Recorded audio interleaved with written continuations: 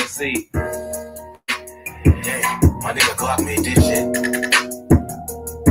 Real Mod Squad shit. Whole lot of Mod Squad shit. Shout out Trenches News, nigga. Shout out NC. Shout out Made Meaty. Shout out Spark. Shout out Queen. Shout out B. Shout out Nene. And see, hit my phone like Black, make us a song. I hit YouTube, found a beat, now a song. And see, you can go to her for the latest news. Like who told on who and who gave who the blues. Can't forget Queen Lotus, that's 126. Shorty smart as hell, gon' have you thinking about shit. Now let's get on the BZ on the down south shit. Shorty real as hell, she gon' tell you about your shit. And she dropping videos, go subscribe to her shit. Sparks got the visuals of 99%. Made media out west, he a film mode nigga. Get that nigga, bring a chick, I bet she feelin' on that nigga. And shout out Savage Black, we gon' party on them niggas. Can't forget Nene, she catch bodies in the chat. It's that page maker real shit, shorty gon' check. She gon' come back to the chat, wipe his nosy out the chat. Can't forget Uncle Swipe, Mr. Miyagi to you niggas. You can call him Swiper Jordan or whatever, say you nigga. And to the ones that left, we ain't worried about shit. But make sure you like the video before you dip. Real Mod Squad shit, yeah. Real Mod Squad shit, yeah. Real Mod Squad shit, yeah. Make sure you like the video before you dip. Real Mod Squad shit, yeah. Real Mod Squad shit, yeah. Real Mod Squad shit, yeah. Make sure you like the video before you dip.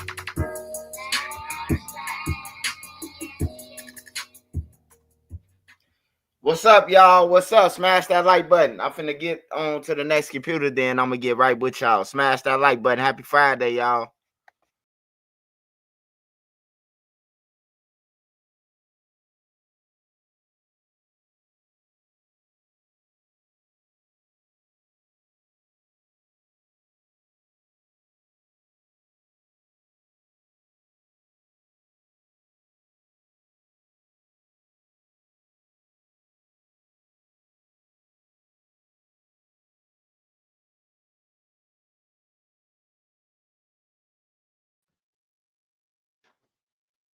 Yo, Lawrence, what's up, big guy? Lawrence Guy, what's up? Dustin Turner, Tommy Shermer, what's up? Make sure y'all go and follow all my riches. Trap God, Street Code, Bone Yak. Make sure y'all go and follow all my riches. Hey, shout out to PTPTV. He got one of my latest interviews over there. Make sure y'all go and subscribe to his channel. It's PTPTV. Make sure y'all go and subscribe to his channel. All right, y'all. We got a couple stories. We got DMG Lil Deuce, which is Lil Zay Osama affiliate. We got him. He was shot and killed, walked down. Say he was dangling over there with a female and got killed. This after he been woofing for a long time. And we got new paperwork on Lil Durk.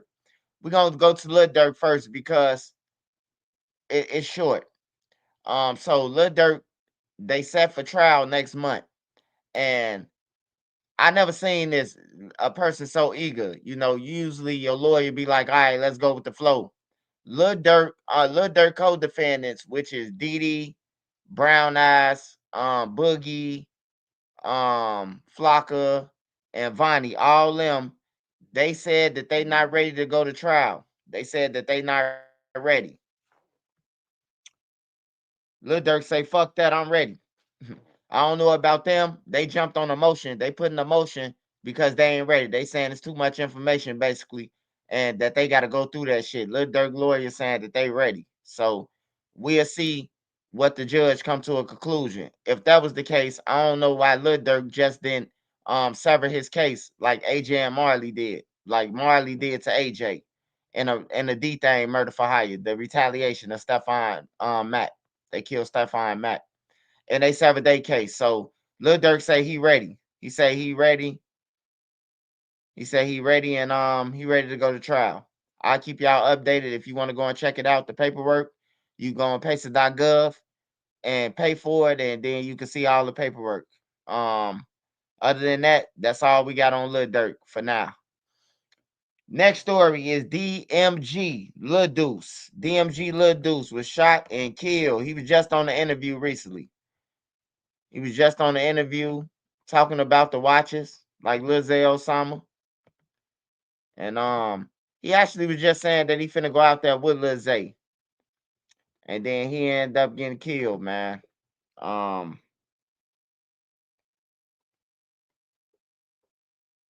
Let me try to find something so we can see this guy.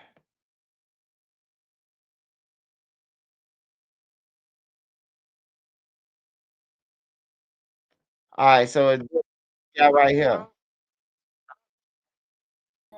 No questions. Leave your head in the middle of the street. The only FBG Duck was on the. If I'm in the car with. Hey, it's crazy, man. It's like these guys, they be getting on these interviews, bro. They show you all these guns. They show you all the guns, man. And then when they get shot, bro, it be 40 shell cases around them. Like, when did you why didn't you shoot? You know? That's why I say they're intimidating the viewers and study, protecting themselves. You doing it for an image and you ain't ready when the real killers come. For real. Hey, but this guy who got killed, DMG Lil Deuce. If you know him from a long time ago, he used to wake up. He used to wake up and be on bullshit every day. Like 7 in the morning, bro. He on live. His live pop up. And he outside saying that he ain't been sleep. He been up high all day looking for his ops. That's how I got on to this guy. But yeah, let's listen to some of this shit. What he talking about? Bro, and he see his up, and his gun go out, my gun going out. No questions. Leave your head in the middle of the street. The only FBG Duck was on the block at that time too. Got a lot of heads. They need to sponsor me for spot. I know Lil Deuce wants to. She taking that shit to the grave with me. Kick that shit out. If you don't kick that shit out, we taking that. Good. There's only one less scone. We get that Glock, get that scone, not that fire, not that girl. That's dead, homie. I hear mama even had something to say. They just had him then I cannot, bro. Can't feel safe without no bike. Bitch, I'm big scone. These niggas know how to take your life.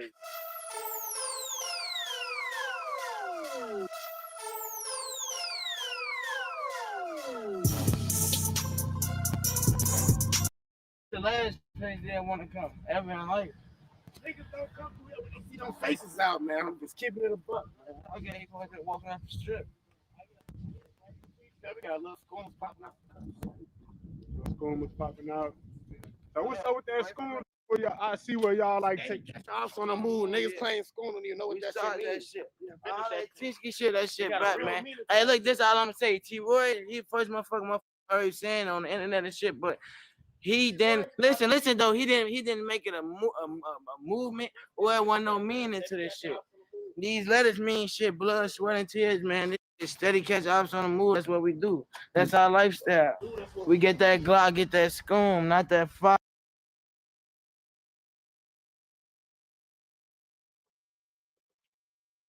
So you pretty much get what he on, what he be on, man. But he got killed today, man. Over 30 shells. I don't know how many times he got hit, but they said it was 30 shells on the ground. 30 plus shells that was on the ground around him.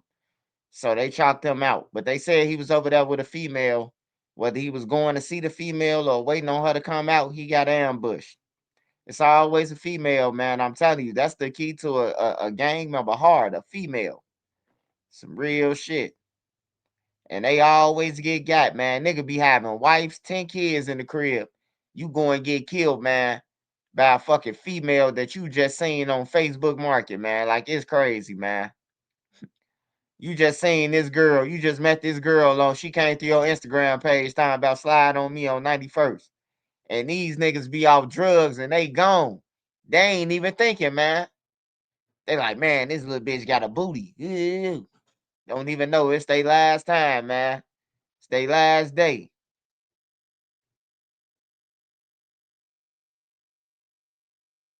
Yeah, they living life like a video game, man.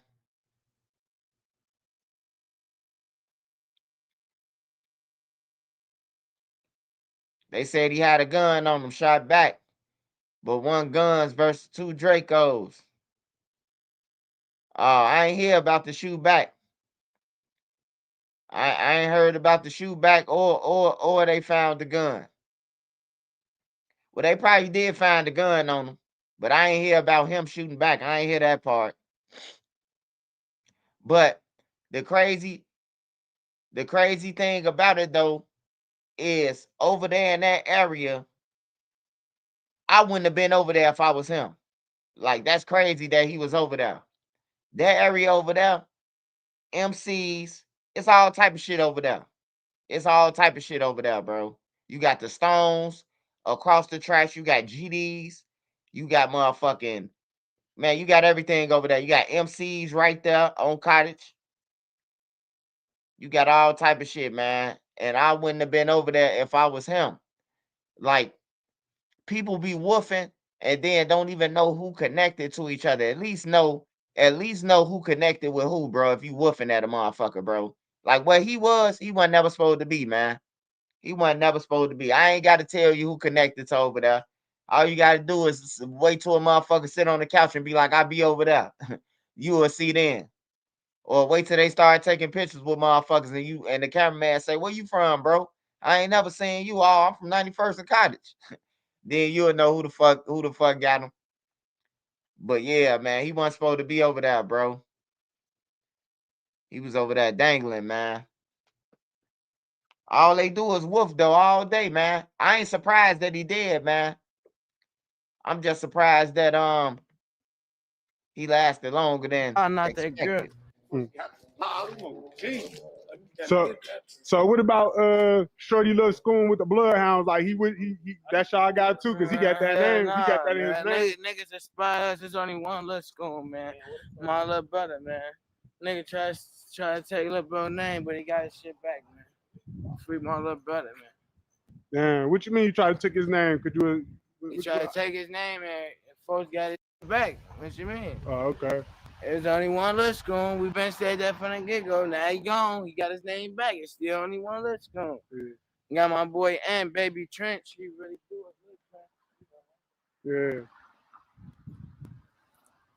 This block though, man. That's where we grew up at, man. Yeah, what it was? Yeah, go ahead, my fault. What it was like coming up over here, though, like.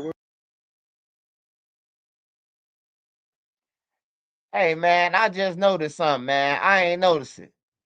But, man, he ain't never woofing. He can't even run. Man, for nigga bail out of the car right now and scarp and say, man, that nigga legs gonna twist, man. That nigga can't do no running, man. He be woofing. I ain't know he was a goddamn it, had one little leg and one big leg. Man, you can't be out here woofing with one small leg and one big leg, man. When you killing people, you gotta have all your body parts working, man. I'm telling you. He can't even run if a nigga was to jump out and grab him. He limping right now. I see how they call him. They probably ain't even have to chase him down that far. He probably tripped on his own. God damn, man. I just paid attention to this man got a one leg, man. Well, he got a leg and a half. My fault, man. Rest in peace to him. He got a leg and a half.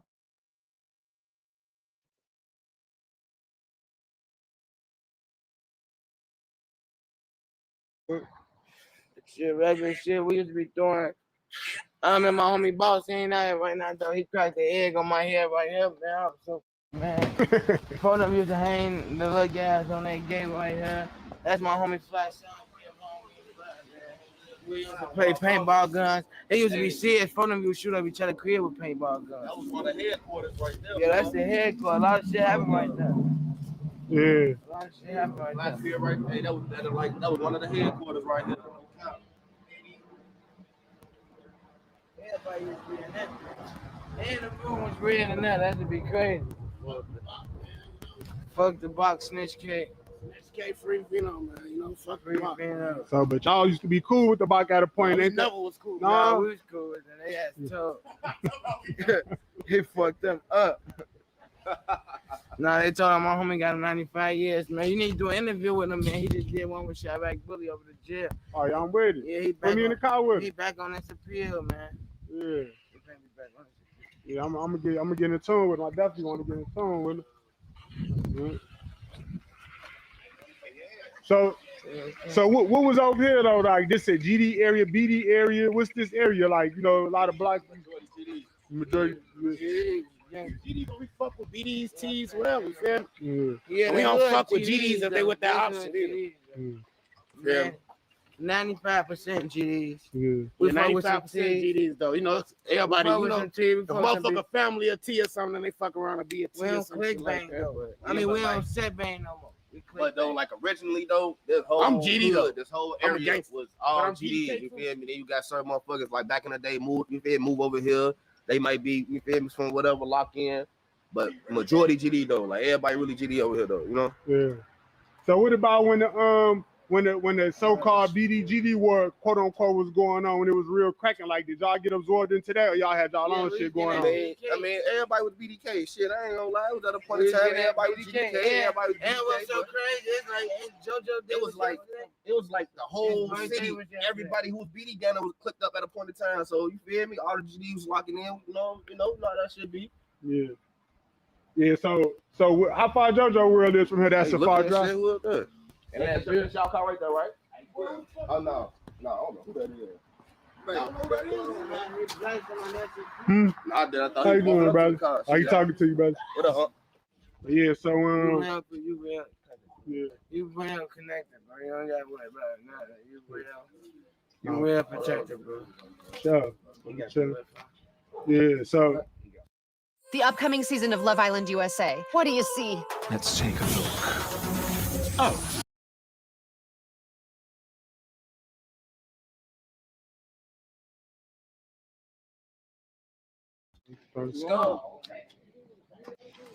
what's up with Lil Schoon though? You booked right now? That's just rapper right here. That's just twin, like me and Detro. Okay.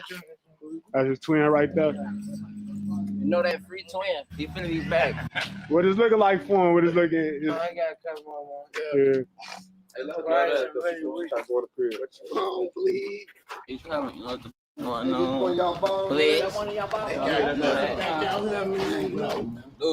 7 we slide through the night. Hey, him right here, we talk him real right here, man. I know niggas scared when they see him come around. Well, he got it. Ooh, he going up. Ooh, that's what the perky do. Ooh. Ugly man. He was just throwing up for the camera right here. Bro, I ain't throw up and off a perk in so long.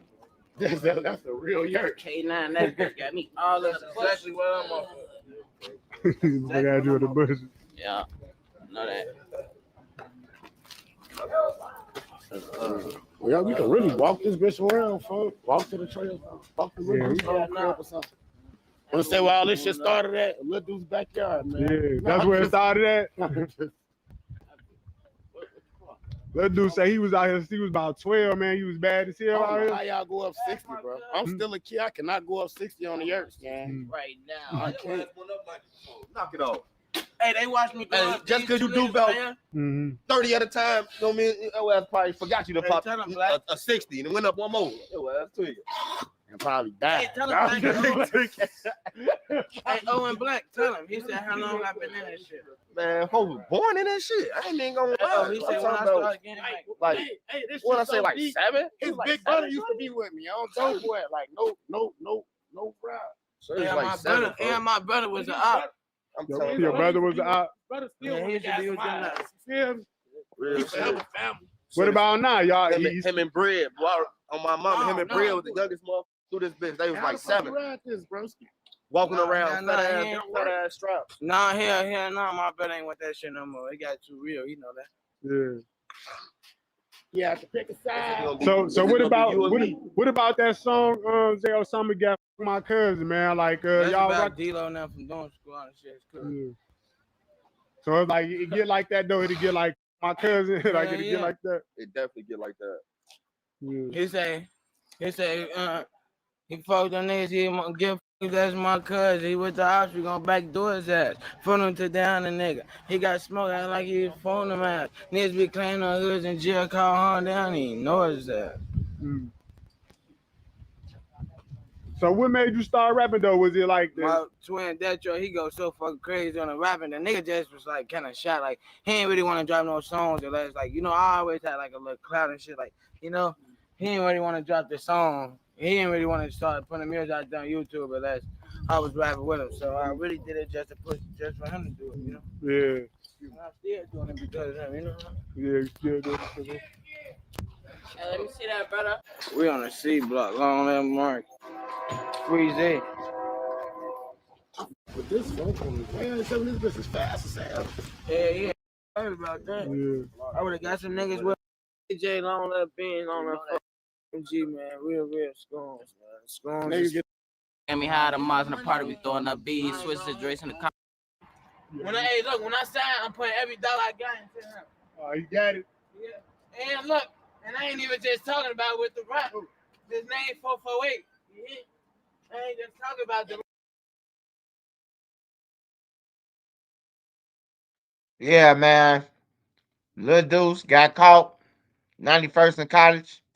They said there was 30 shell cases around him. I don't see why he was just out there, man. He can't even run, man.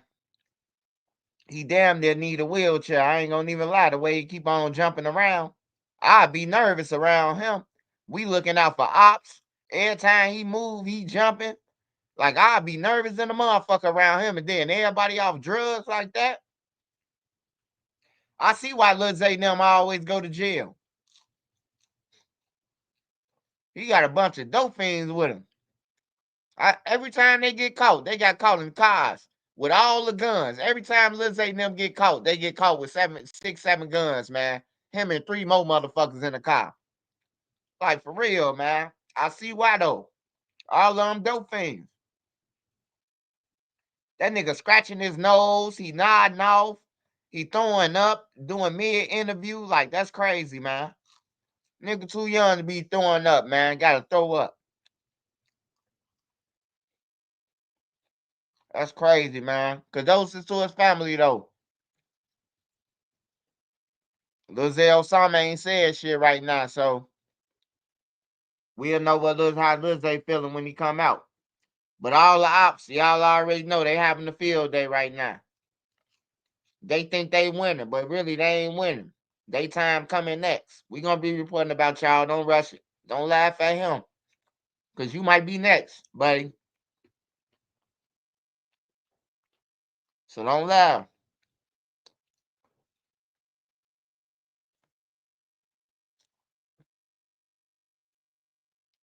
I need y'all to smash that like button, man. I was waiting on the family to do this video so I can react to it. It's a Detroit man that was supposed to be in a car burning. Somehow he ended up escaping out the burnt car, tied up, and he's saying somebody robbed him for $100,000. I think he lying. I think he a crackhead. But let's see how the family broke it down. Shout out to everybody on here. Shout out to all my wrenches, man. Make sure y'all subscribe to their channels and everything they got going on. Shout out PTP TV, man. Make sure y'all go and subscribe to his channel. He do got my latest interview over there.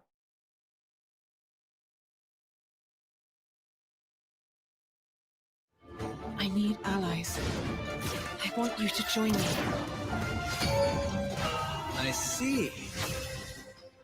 Here. Nobody wins when the family feels. Do you know how I gave you the $1,000? Yeah. Do you have any money left by any chance? Sure. Oh, thank you so much. Hope you are good. You want me to get you some water? Did you work today?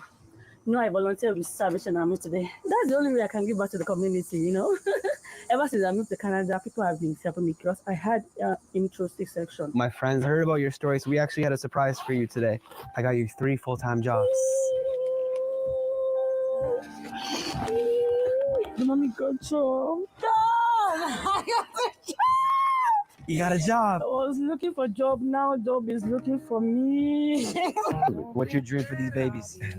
To be a good granddad for them to grow up, go to college, go to school, be the best they can be. Where's dad and mom for them right now? Well, mom, she's in Miami, and the dad, he's in between jobs. 3, 2, 1. Curtis, got you a brand new car. Oh my God.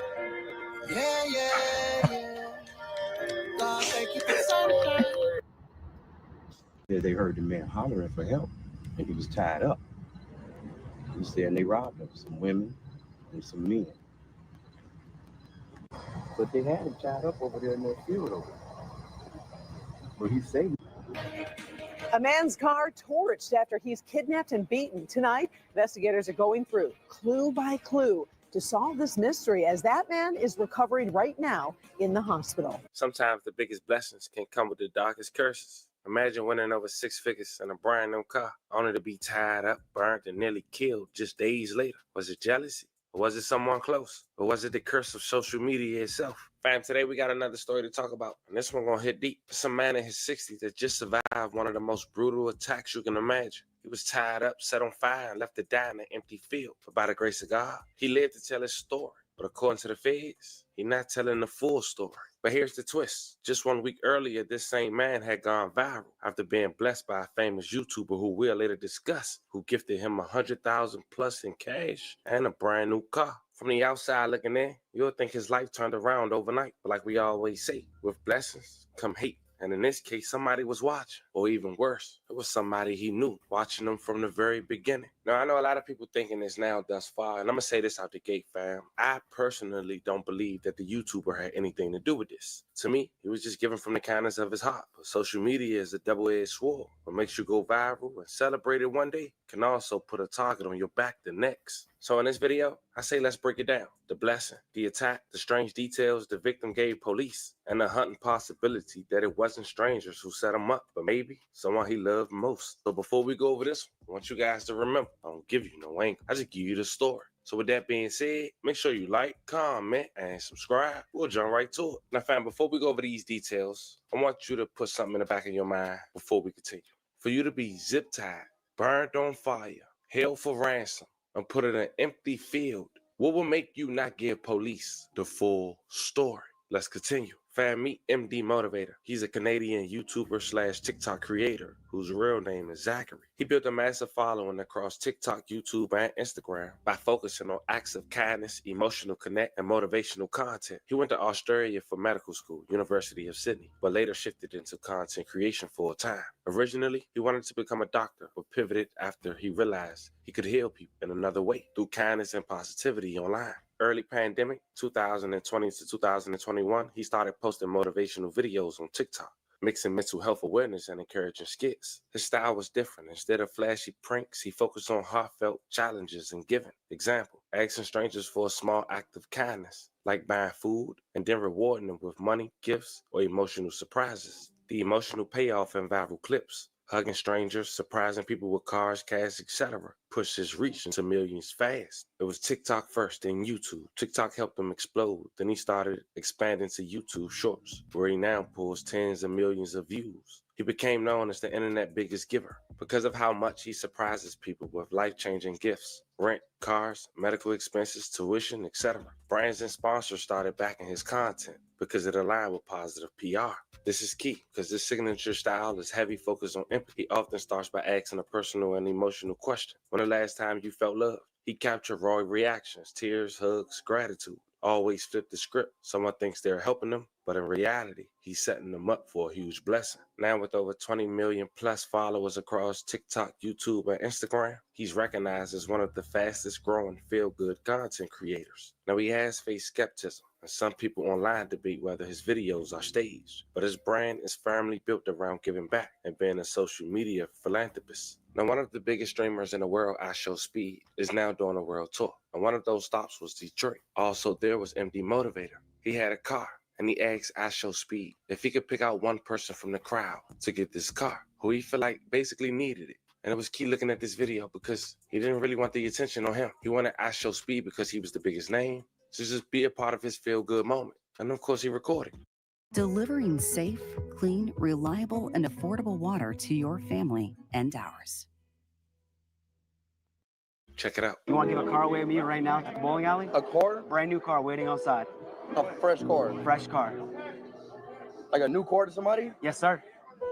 Brand new car. Yeah. Anyone that's kind to you that works here, you can pick the person out. You say, we'll put a blindfold on them, walk them outside, give them a brand new car. All right, bet. All right, okay, bet. Let me know. I'm demotivated. Okay, bet. I appreciate you, Speed. Everyone's giving you stuff. I figure you want to be part of the giving as well. Yeah. Love you, bro. All right, bet. Love, bro. I'm going to hand you the keys. Okay. And we go. Oh, yeah. We should give away a car.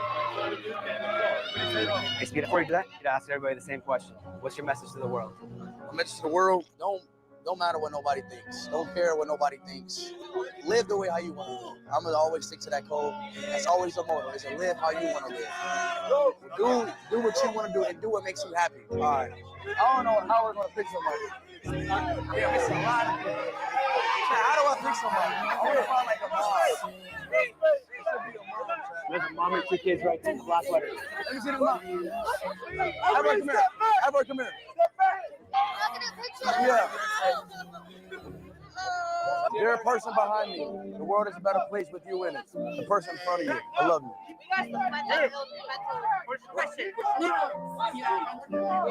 Y'all have what? Depression issues in the family. This was like my thing for my kids and everyone to be on the same page. And y'all was in a bowling alley? Yeah, we were bowling. Really? He's just excited to see you. So you gotta come out here. Okay, well look, I got something to give y'all, okay? We're gonna give you guys a brand new car right behind you, right there. A brand new car right behind you. This is right here. This car right here. It's here for y'all family. Love you. I love you. It's here for y'all family. That's here for y'all family. You're welcome. Love you, bro. Appreciate you. You don't understand. It's actually her that's going through it. They all got the sweatshirts for me for support. For her, this is my firstborn. So whatever she needs, I gotta support her. Love you. Thank you so much. Thank you so much. You are enough. Love you. While in Detroit, he staged as a blind man who had an injured hand on August 21st, 2025 outside a local pawn shop. His goal was to find the first person to be kind to him, knowing that most of the time, the people are in the pawn shop, they could be pawning something and hurting financially. And that was no different for a man in his 60s identified as Curtis Dixon, who was walking into the local pawn shop to pawn his wedding ring for cash to pay his light bill. Trying to get up off the ground was MD Motivator, appearing to be blind and hurt. He asked Curtis for help. Curtis not only helped him, but tried to get security, waited for security to get there, and also offered to give him some cash after he pawned his wedding ring. But little did Curtis know, he was talking to a man that would help him financially overnight, not only for that day, but for the following day. Check it out. Stand up any chance? Help you stand up? Yeah. Thank you, bro. Ready? Yeah, 1, 2. Bless you, sir. Thank you. You okay? I'm okay. Thank you. Sure? Yeah, I'm good. Did you fall? Yeah. Do you need help? Where's your car at? Car, I'm blind. Hold on, stay right here. I'm gonna get you some help. Yeah, don't hold on. I'm gonna go get security to help you. Stay right here. Come here. Are you sure? No, yeah. Just stand right here. Come on.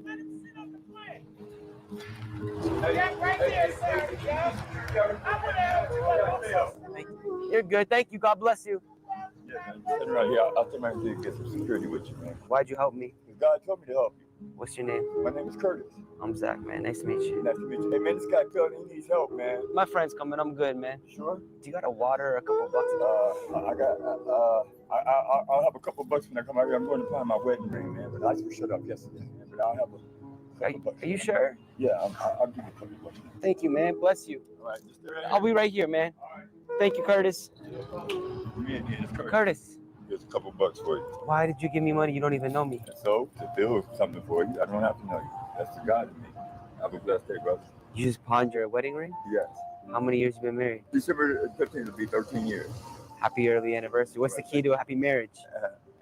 Happy wife, happy life. Could you help me up? Yeah. Sorry, my hand's broken. Okay. This one? Yeah, thank you. How much did you get for the ring? I got 140. Love you. Yep. I'm trying to get the money now to finish paying for my light bill and everything, but I'm gonna be all right. You believe in God? All the time. That's why I helped you, because God told me to. Can you take this? Why? I don't want to take your money, man. No. Come on, you want to sit back down? Hold on 1 sec. Curtis. I'm not blind. How many fingers I got? 2. What's going on? Just trying to find the first kind person that'd be nice to me. I got something for you, Curtis. I got $1,000 cash for you, Curtis.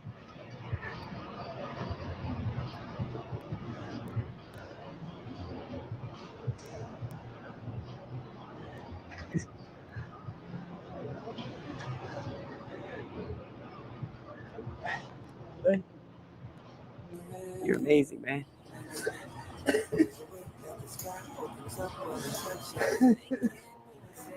You go with your wedding ring back too, man. Go get my ring back right now. Love you, brother. Want restaurant quality meals that actually support your wellness goals? Factor's got you covered.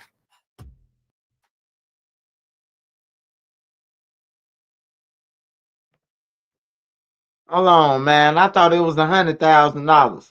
If it was 1,000, he definitely spent that on crack. He pawned this ring, man. That's a crackhead move, man. I know a lot of married people, man, who in a band, man. They ain't pawning their ring, man. They gonna pawn the vacuum before they pawn their ring.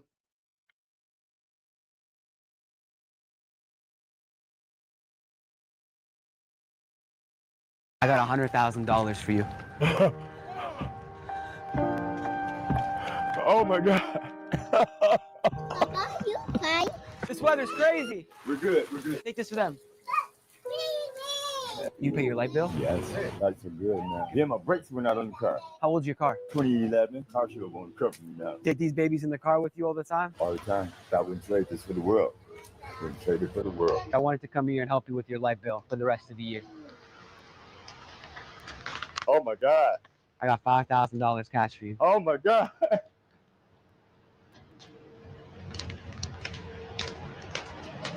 Give it to her. It's for you.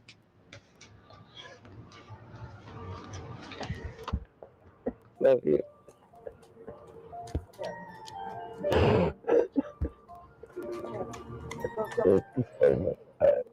Let's right here coming at you. On behalf of American Korean Loan, we'd also like to present you a check of $2,500. Oh my God. So you talk about life changing? This is So we'll add that to the list, okay, bud? Can I give you one more surprise? Oh my God. You better sit down. You ran to help me that day. I thought you were really hurt. I wasn't thinking. Even when I asked you, where's your car? I forgot you were blind. I was nervous. What's your dream for these babies? To be a good granddad, for them to grow up, go to college, go to school, be the best they can be. Where's dad and mom for them right now? Well, mom, she's in Miami. And the dad, he's in between jobs. 3, 2, 1. Curtis, Right, man. can I give you one more surprise? No.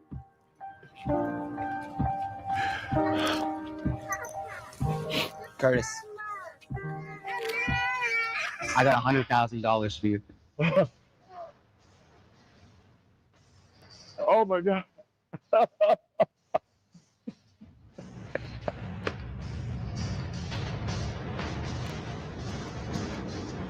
You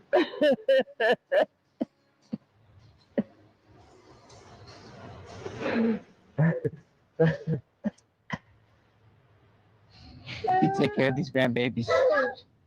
Papa, you fine? I'm okay. I'm okay. Okay. I'm okay. I love you.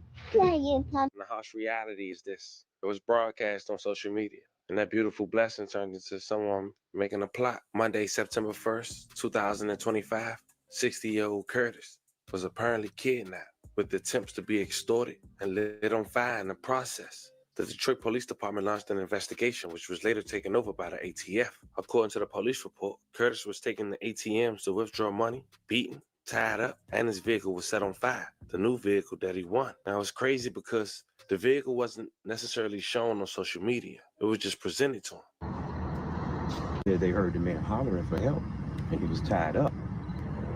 He said they robbed him, some women and some men. But they had him tied up over there in that field over there. But he said.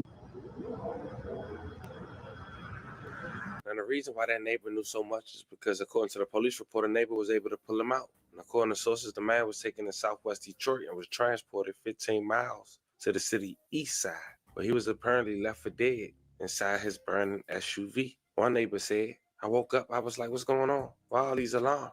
The dogs are barking and everybody is going crazy. There was a little boom of a car explosion. Now, the feds say some inconsistencies in Curtis' story. And I want to point something out. The neighbors know so much, even though the woman was involved. Not even saying they said the identity. I'm sure even Curtis know who did it. And they probably thought he was dead. And 9 times out of 10, it was someone Curtis knew, and possibly family, to make him not want to say nothing. And then you ask, where was the wife? Where was his grandkids or his kids? Only Curtis. And they made him go to ATMs.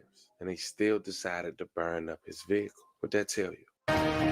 Live from downtown Detroit, Local 4 News at 6 starts now.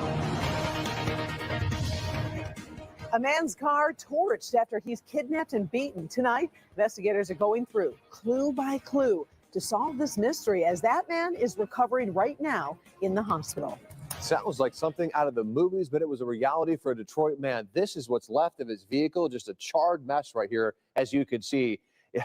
Here it happened on the 18,000 block of Mount Elliott. Karen, it was an absolute nightmare. It happened around 5 o'clock this morning. Yeah, there's a lot of pieces to this puzzle, so let's break it down for you. Police sources telling us the man was actually outside of his building at the 8700 block of Verner, so that's that location there on the map. Then he was taken against his will, according to the man and police. He was taken some 10 miles away to the 18,000 block of Mount Elliott. That's where that car was torched, and this is where we find Victor Williams for the latest in terms of what happened next when they got to this field, Victor.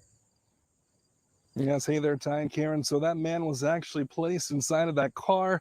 It was torched. We're holding a piece of the emblem right here from right in front, but you can actually see all the burnt remains. And thankfully, it's a miracle that this man is still alive. So they was trying to kill him, I guess. On this Labor Day, one man in his 60s is happy to still be alive after being kidnapped and tied up inside of this SUV. Only for the vehicle to be set on fire with him still inside. There were other people out here who said they heard the man hollering for help, and he was tied up. And he was saying they robbed him, some women and some men. Barry Smith heard the explosion Monday morning. I didn't think nothing of it. I'm just thinking that somebody, stole a truck and trying to burn it up. But then when the ambulance came and the police were here, I knew it was something more than that, because the police and ambulance don't come just for a burning truck. With the SUV still visibly smoking, cops made it to the scene just in the nick of time to save the man. Well, he was able to stand up. He was naked. They put a sheet over him. They put him on the gurney and put him in the ambulance. Turns out he had been taken from his home on Verner Highway. Here's video of police swarming that area for the investigation as well. The most surprising part is the man barely showed any signs of being hurt. He wasn't injured. He was bleeding out his head, so they must have hit him upside the head. Barry says his main concern was his companion. Then he started complaining about go check on my wife. And that's when, so they had to be together somehow. He said something about a safe, he wants some money. While the investigation continues into who's responsible, it's almost unbelievable the victim survived after coming so close to death. Thank God he's okay. He's blessed, because this would have been a major crime scene. And once again, here are the charred remains of that vehicle. It really shows you just how hot those flames were. But thankfully, once again, that man is going to be okay. And this is all that's left of the vehicle. Reporting live right now out here in the city of Detroit, Victor Williams, Local 4. Unbelievable, Victor. Okay, I know cops are working on this, so we might not have all these answers, but I got to ask. Okay, so he's kidnapped around 5 in the morning. He's outside his building. Do we know why he was outside there? And then that witness was talking about the gentleman's wife. Do we know anything about how that came to play in this?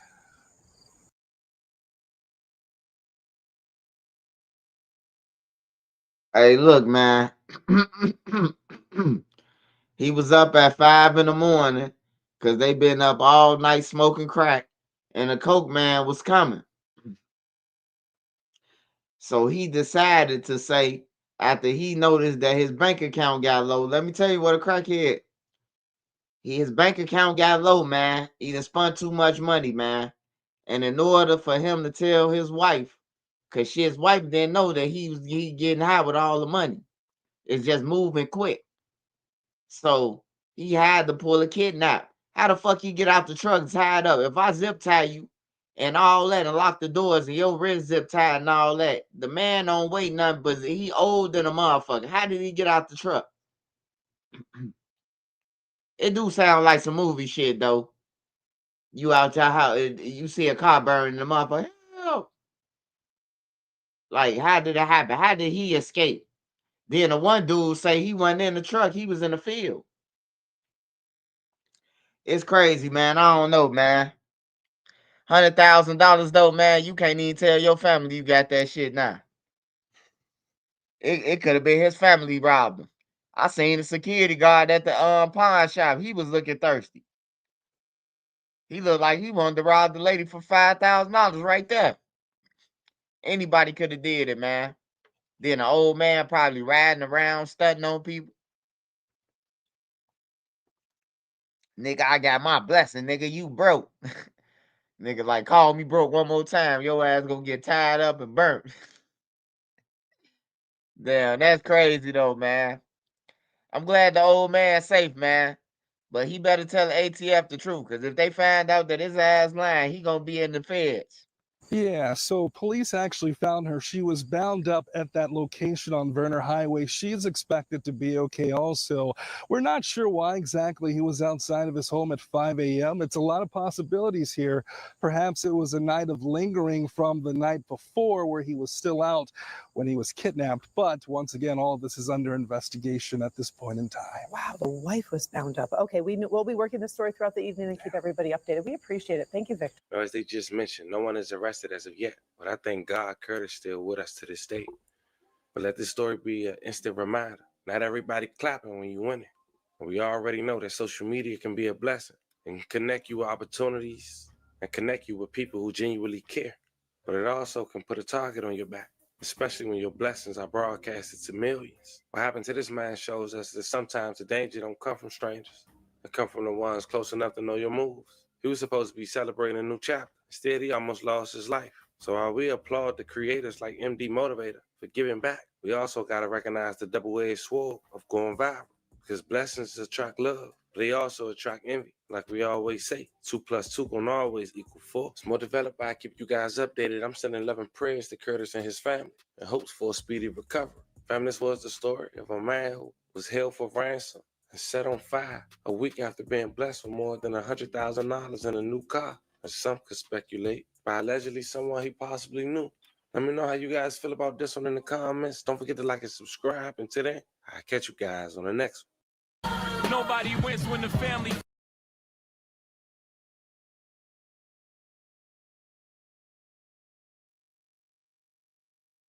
Hey, and this another thing, man. You know how people, I don't know, people be asking me though, like, hey, Swipe, why you don't be giving out nothing? Hey, bro, I give out more shit than a lot of people give out. I'm just ain't finna record nobody, man. Me giving nobody shit, bro. Because if I was out there, I look at it, if I was out there, would I want a motherfucker to record me feeding me a burger? Hey, man, look at it. Swipe even out here eating a burger. Like, I don't want nobody to know that I'm fucked up out there eating no burger, bro. You know, I seen when Lil Reese and them did that shit to the basketball player. The basketball player from Chicago. I forgot his name. He really from Danville, but he from Chicago / Danville. Leon Smith. They seen Leon Smith out there with the homeless people in the tents. And Lil Reese, it was Lil Reese and DJU or somebody. And they was like, yeah, man, you Leon Smith, the basketball player. Like, he don't want to, he out here homeless, bro. Like, you gonna put him out there on the camera?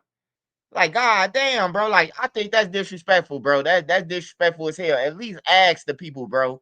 Like, you trying to get some content. Anybody could go and record and feed somebody. Hey, look, I just fed somebody 1,000 burgers. Like, come on, man. You doing it for content, bro. You're not doing it out there. You're not doing it out your fucking heart, bro. Because a real motherfucker ain't gonna want to be recorded, man. I don't really want to be recorded getting no soap and no towel and no toothbrush or none of that shit. I'm fucked up already. Now I gotta see now I gotta see a fucking a show every day or on repeat of you fucking feeding me a hamburger. My grandkids time. I seen you, granddad. You ain't seen me. You was on YouTube getting fed a hamburger. You know, don't nobody want to see that shit, man. I'm just keeping it real, man. So don't ask me why I don't feed nobody on that. That's some clout chasing shit on everything. If you getting on there to help somebody, help them, nigga. We ain't gotta know. On some real, the whole world ain't gotta know that you done fed the motherfucker block some hamburgers, bro. Either that or you clout chasing the trenches news. And that goes to any motherfucker who want to be known recording, walking through Walmart, giving out gifts. I give out shit all the time to people. They never talk about it. But and I don't care for them to talk about it. I can name a list of people who I gave Christmas shit to, the dead people, kids, and all that shit. But I don't do that shit. I don't need no motherfucking accolades or no trophies for doing this shit on everything, bro. So yeah, man, I'm glad that the old man, Charlie, Uncle Charles, whatever you want to call him, I'm glad he's still alive. But that motherfucking line, man, that motherfucking line, man. I know a drug dealer, man, that said he served him that night. He served him at 450. He came up missing at 505. Goddamn it, on everything. And he said he was a little short on the purchase. Said he called him over there for a motherfucker. Said he had $1,000. He said when he got over there, he said, "Man, what you gonna give me for this 600?" Oh shit, Uncle Charles, man. I got a cousin, man, and an uncle, man, that'll pull some shit like that, man. That's all I'm saying. My cousin that got high, spent his rent money, goddamn it, today, and went to his mama's house. They broke in my house. They tore up his house, put holes in his wall, only for his mama to tell him, "Ain't nothing I can do for you, baby. You gotta pray to God." You know how the old motherfuckers back then, they tell you gotta pray to God about that shit. That's something that the young generation wouldn't want to hear these days. You better pray about it, baby. They what? I know you got it and kill you. Your own people. They caught the killer, man, for Charlie K. We gonna see that in 1 minute, but I wanted to watch something else first. So I know a lot of people don't fuck with Charlie K. And I ain't trying to even convince nobody. You know, everybody got their own opinion and their own mind of world, you know. But I just say kudos to everybody, man. Cause I know one day I gotta go, man. It ain't no fun, man. A motherfucker trolling you, bro. That ain't no good look.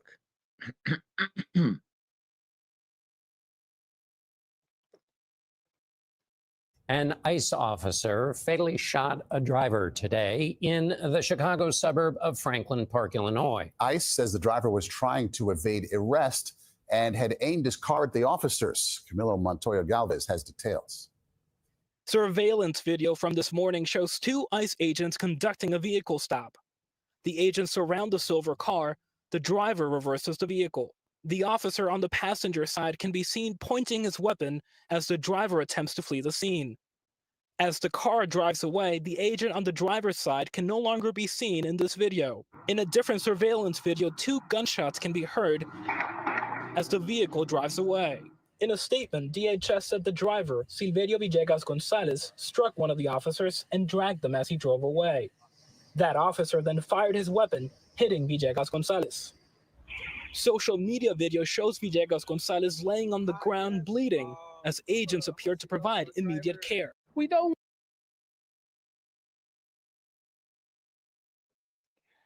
Hey, that's all I can say about that, man. I don't want nobody to end up dying for shit or none of that. But if your ass ain't supposed to be over here, man, hey, just give up, man. Don't try to run over the police or none of that. Just get your ass up, man. Just go back and you know how the fuck you got over here the first time. Come back again, nigga. What the fuck is y'all want to lose your life for? You know you got 20 kids in the house waiting on you to come home with the beans and rice. God damn it. They look, just make it make sense. Use your motherfucking head. Go with the police, CCC, say you understand everything so your ass can get on the plane. If you try to play like you don't understand no habla inglés, motherfucker, you gonna be sitting in Cook County Jail and the rest of the counties until they fly your monkey ass back across. But if you say CCCCC to everything, they gonna take your monkey ass back across the border, and then 10 days you will be back over here. You know how y'all got the motherfucking tunnels everywhere that going to the KFCs and shit. Stop playing, man. Don't lose your life over no bullshit. Just go over there and try to make your way back. The fence getting higher though. I must remind you, the fence is getting higher. And Trump say he ready to put some shit that's you cross the line, you gonna get zapped and die. So I advise you don't try to go that way either. Just stay your ass over there.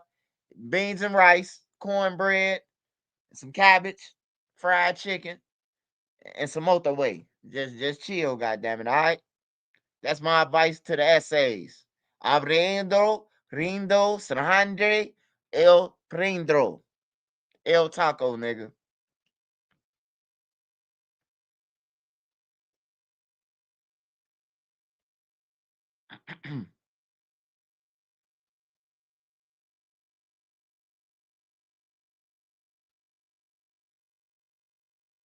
Guys, the new puzzle game Royal Kingdom just launched, and it's the follow-up to Royal Match, but the games are different. Kingdom has King Richard, while Match is King Robert, and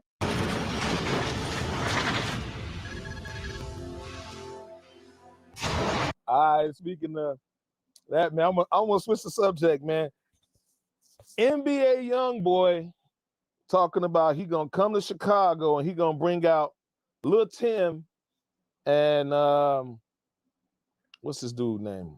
Lil Tim Wooski. and Wooski. What do you 100. think? Any truth to that?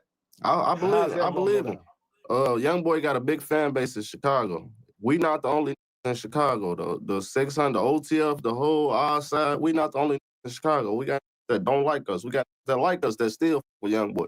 He got a big fan base. We got that with us that with young boy. Like he got a big fan base, gang. So and I'm 100% sure that show gonna be sold out. He got a You big think fan it's gonna base. be any drama there? I mean, it might. I say like 90-10%. Yeah, it Is might. there going to be a lot of your guys' fans in the audience? That don't matter. Our fans mutual. Some of our fans mutual. We got fans that like us, and we got fans that like them too. You don't think they're going to ride for you guys being Chicago? I mean, it's some that diehard fans that'll crash out for this shit. Yeah, I feel like it is though. My honest opinion, it's gonna be some shit. But okay. no, for sure, that's my honest opinion. It's gonna be some shit, but we gonna let it play out. It'll be a If you fan have walk on that tickets to bitch with a bomb taped to his chest, bro. If you have a ticket to NBA YoungBoy's concert, everybody Just be careful, man. be careful. Ride Very the well. way. If you gotta go with your personal security, buy them a ticket and let's go. Ain't shit gonna happen at NBA YoungBoy concert, man. The military gonna be at the door to search your monkey ass. You ain't gonna be able to get in through no other way. Ain't nobody at the United Center gonna be able to help your ass because they gonna fight all them before they even get that. The little boy already exposed that shit on 16 shot him. My ops get in with guns. Hey, I'm pretty sure that they had already, young boy and them captain already heard of that. Oh, Chicago, they letting the guns in the United Center. Man, they gonna shut that motherfucker down. And then, hey, look, the people who talking about doing something to young boy, they gonna hide the $80 tickets. You know what the fuck you gonna be for $80? Bro, your ass gonna be up there in a motherfucking what they call a nosebleed session. You gonna be so far away from the young boy, you ain't gonna be able to holler to him. What the fuck you talking about doing to him? And if you do get one of them tickets close to young boy, you gonna be paid so much motherfucking money that you ain't gonna even do shit. And if you do shit, them fans gonna beat your ass. I'm telling you, them fans gonna fuck you up, man. All young boy gotta say, hey man, I ain't gonna tell you one more time, man.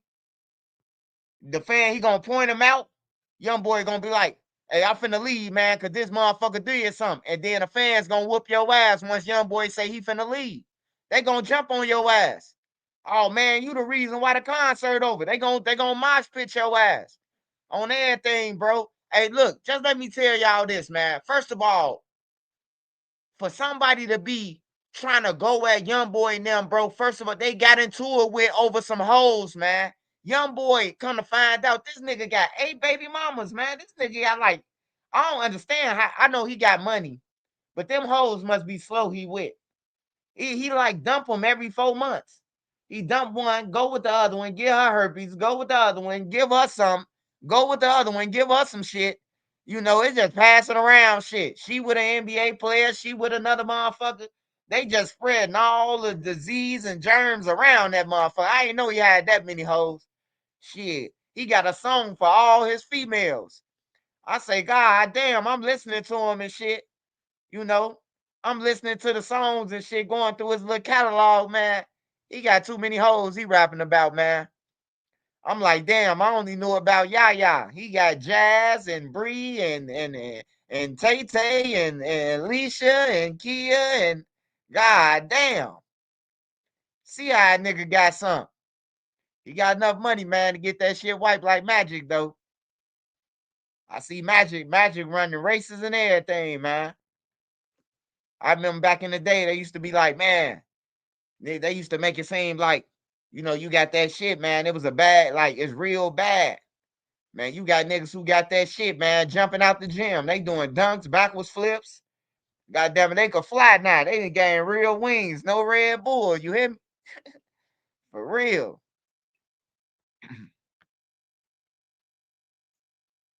Them go with you. Okay. Bro.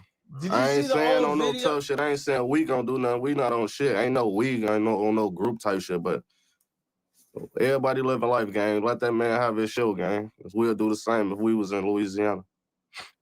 Mentioning the fans, you know, I came across an old video, a No Jumper interview, where Lil Durk he had Young Boy in his top 5. Yeah, I could show you a video with Young Boy jumping around listening to 600 too. We used to listen to him. That was one of my favorite rappers, gang. Bro, I don't even listen to rap. I'm an R&B nigga. If everybody know me, they know I listen to R&B. I'm an old nigga. But I used to, shorty music used to make you feel some type of way. Well, it still do, but I feel how I feel about my brother 100%. I'm a ride for Von and ride with him. But shorty make good music, and you can't deny that. 100%.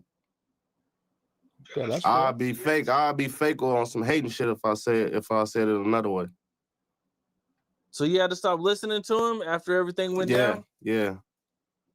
I feel like, I mean, if the shit happened and he ain't diss Von, I still would have listened to him. But as the time went on, he diss bro. Like, I ain't respecting that shit. Cause he didn't kill bro. Hey, that's crazy, man. Cause hey, look, I done been in the crib with Duck listening to Keith. I done been in the crib with Duck listening to Herb and all them. You hear me? I ain't talking about Duck listening to him, nigga. I'm talking about me. Duck coming in the crib, goddammit, and I'm beating. I'm so bad as love as hard as I'm not thinking I'm Kobe. Yo, bitch, Duck could come in that motherfucker. Hey, you listening to Kobe, nigga? On everything. What the fuck I look like? I know Keith and I know Duck, bro. What the fuck Hey, man, you gotta cut that off. Man, you better get your goof ass on, man. You know, that's where anybody. I ain't finna cut shit off. I'm listening to motherfucking Blood Money. Blood Money had a song. Do you believe in the globe? Man, I used to play all that shit around them. Ain't none of them niggas gonna tell me to cut off no music, bro. Hey, that's your op. You listening to the ops? Did you hear what you said, nigga? Your ops. Not my ops, your ops. Motherfuckers got that shit confused. I'm listening to whatever music I want to, bro. Any music I want to. If you don't like it, get the fuck out the car, the house, whatever. On everything. That's why I don't like going over people's houses and cars and shit. Cause I want to listen to what I want to listen to. You ain't finna tell me, oh man, you listen to that nigga, he did something to my friend. He did something to my cousin. Like, damn, I didn't get the memo, nigga. For real. I didn't get the fucking memo that he did something.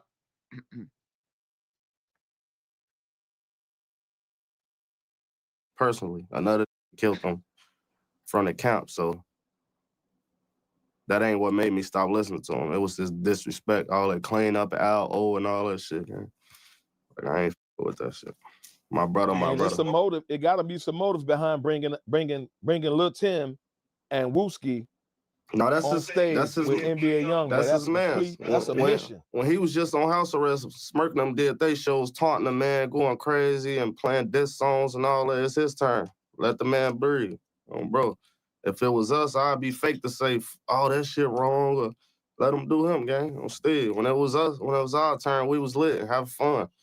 It's their turn now. We can't hate. Folks them locked up. They went out the wrong way. They even though they innocent, but just like he went out the wrong way when he was on house arrest doing all that hot shit and you got millions. Like, it's his turn. He came back. He bounced back. And still. What's up? This is Cam Capone. We got more content like this coming soon. So hit that like button, subscribe. Hey, shout out to Memo 600, man. I fuck with Memo, bro. Like he be on some clown shits a lot, trolling dead people and shit. But Memo, his own man, bro. Shout out to Memo, man. On some real shit. Let them people how they run, bro. You damn right. Y'all and Durk, y'all done dissed the dead. Y'all done did everything. In Atlanta, y'all was doing that shit. And now it's their turn. You know, it's their turn, man. Every dog got his day. Remember that, y'all. I always tell people that. Don't worry about not shining now. Every time, everybody get their time to shine, bro. Believe that. Everybody get their chance when they got a bankroll, when they had a lot of money. Everybody gonna get their chance. It's just what you do when you get that shit.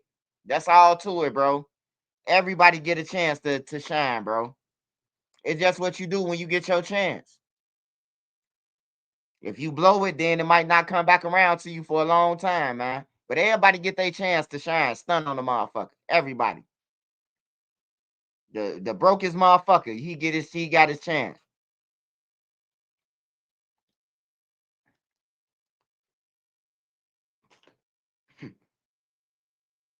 He say, "Phone them bring Vaughn in every interview."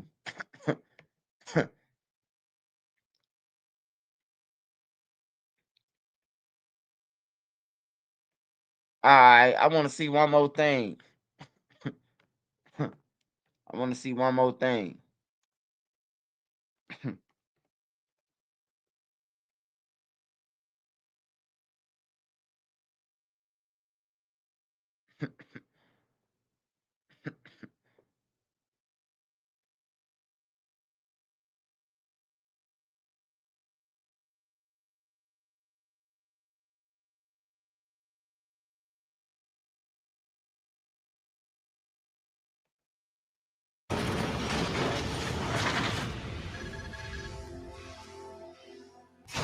CTS Low Wick. Hell How's it yeah. going?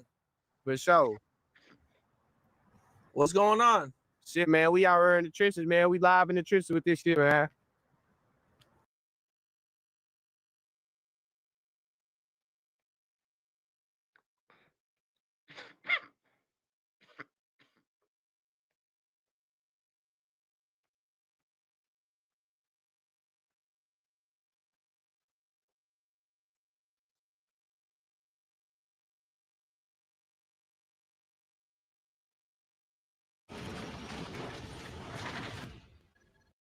Say what they want to say. He say shit in the raps. Okay, we know that. But it's like more so on his daddy side. Oh, okay. Okay. All right, for sure. But so when he if y'all, I don't want to, because I'm saying allegedly, we're gonna say allegedly, just so that it's for all our safety, you know what I'm saying? We're gonna say allegedly. Yeah. So but say allegedly he did this, it's like, what do you think the motive is? It's like if this Von homie and it's like Von trusted him to this extent, do you why you feel like he'd want to steal Von music? He was Welcome to come back anytime y'all want. like people that turn religious, like what if I'm saying you don't respect that? I respect it. No, I respect it. But it's don't tell lies for a click. Okay. Shit. Go stand on the podium or something. Go to church every Sunday. Go stand outside. Go do a speech on 87 or somewhere. Why you on YouTube talking about murders and shit? Talk about something else. Talk about people getting kidnapped and shit like that. Talk about all types of shit. You just talking about shit you know about or shit that you think you know about. Talk about everything. Why are you talking about certain things people you know about because you know them? You done talked about Chief Keef. You done talked about Top. You done talked about Vaughn. You done talked about Durk. You talking about everybody who's a dick ride. I'm confused. That's just like me waiting to some up that of me. Now let me say this. Oh, I know I can make some money off doing YouTube. I can do this and this. Let me say this for some clicks because I was actually around them, so I'm gonna do this. So it sounds like some bitter shit to you. That's how it's it sounds. for him. He's definitely bitter. Or bitter. You sound like you like on some bitter shit. Like, okay, I couldn't get a chain, or I got all this animosity, so I'm just gonna speak out about this shit, about these people I was associated with. It gotta be. What else? You just came out the blue when you was just dick riding him when he was literally just here. When he was here, you was dick riding. Now I'm gone. Now you finna say all this shit about me because I'm not here to defend myself.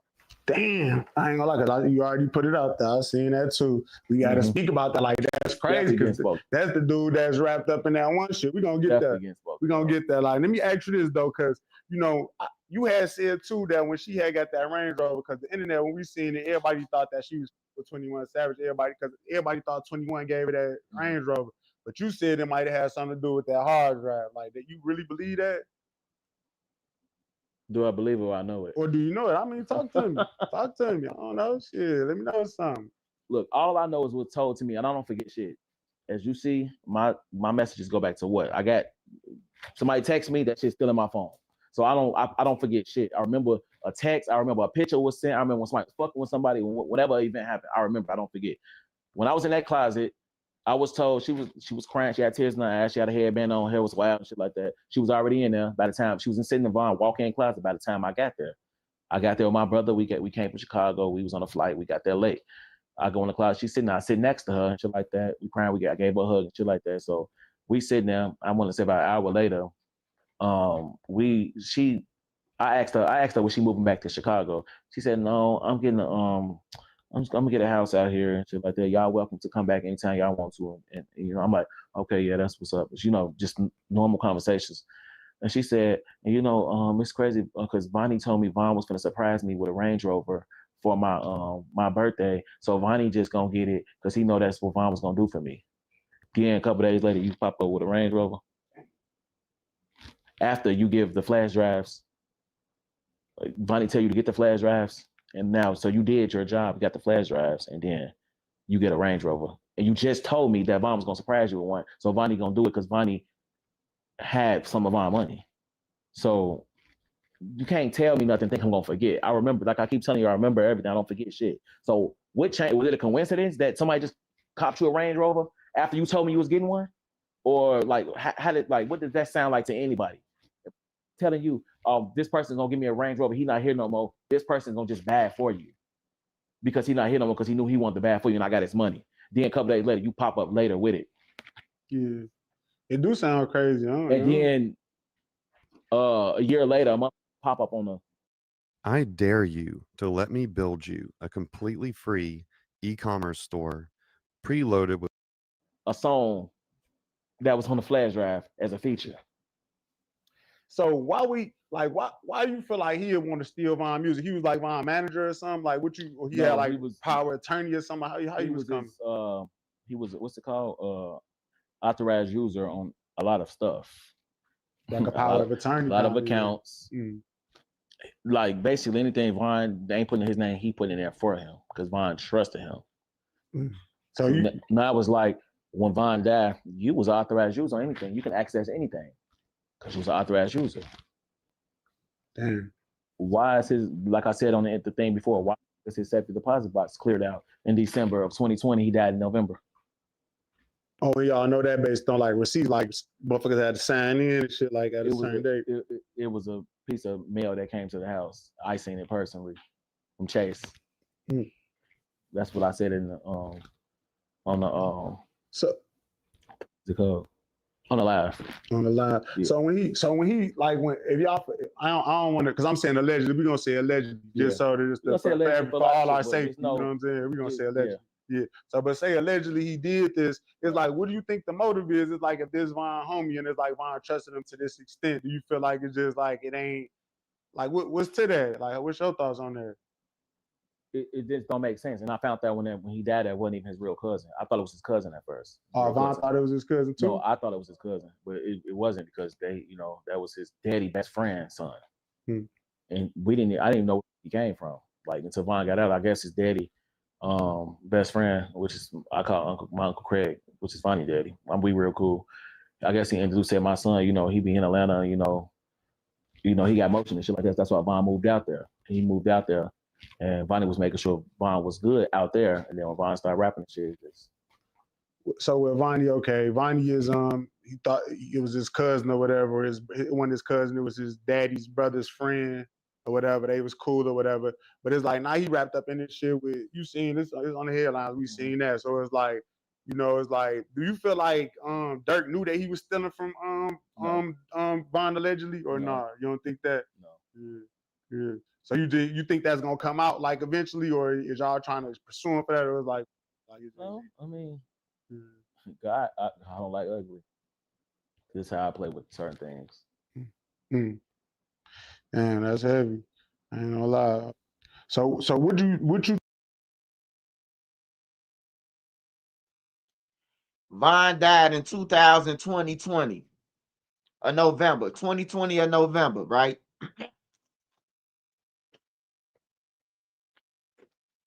Vine died 2020 of November. And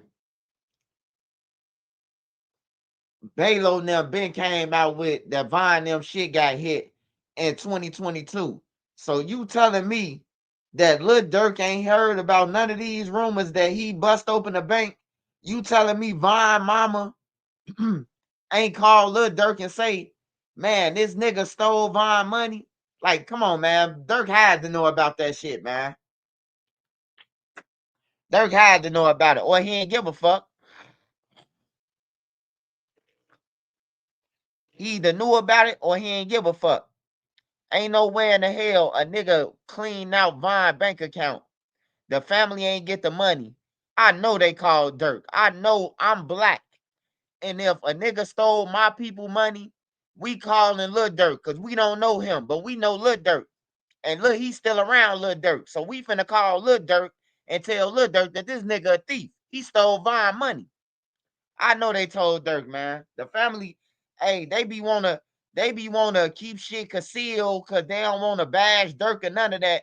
It ain't bashing him. He was with the nigga on the murder for hire. He locked up with the nigga. So you telling me he don't know that Vine stole the money? Like, that's crazy, man. That's crazy to say that shit, bro. The man on the whole murder for hire with Vonnie. You telling me Lil Durk ain't heard that the man stole his money, but we did? We heard about it through the internet. Lil Durk was still out when they said it. Come on, man. Get that bullshit out of here. Yeah, he cleared it out 2020. He cleared it out.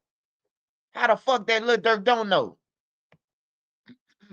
You think she did with the hard drive? You think she just gave it to him and he sold it or something and got a bag or something? Because we ain't really getting a lot of new Vine music after he that passed away. I'm trying to think. Did we got post?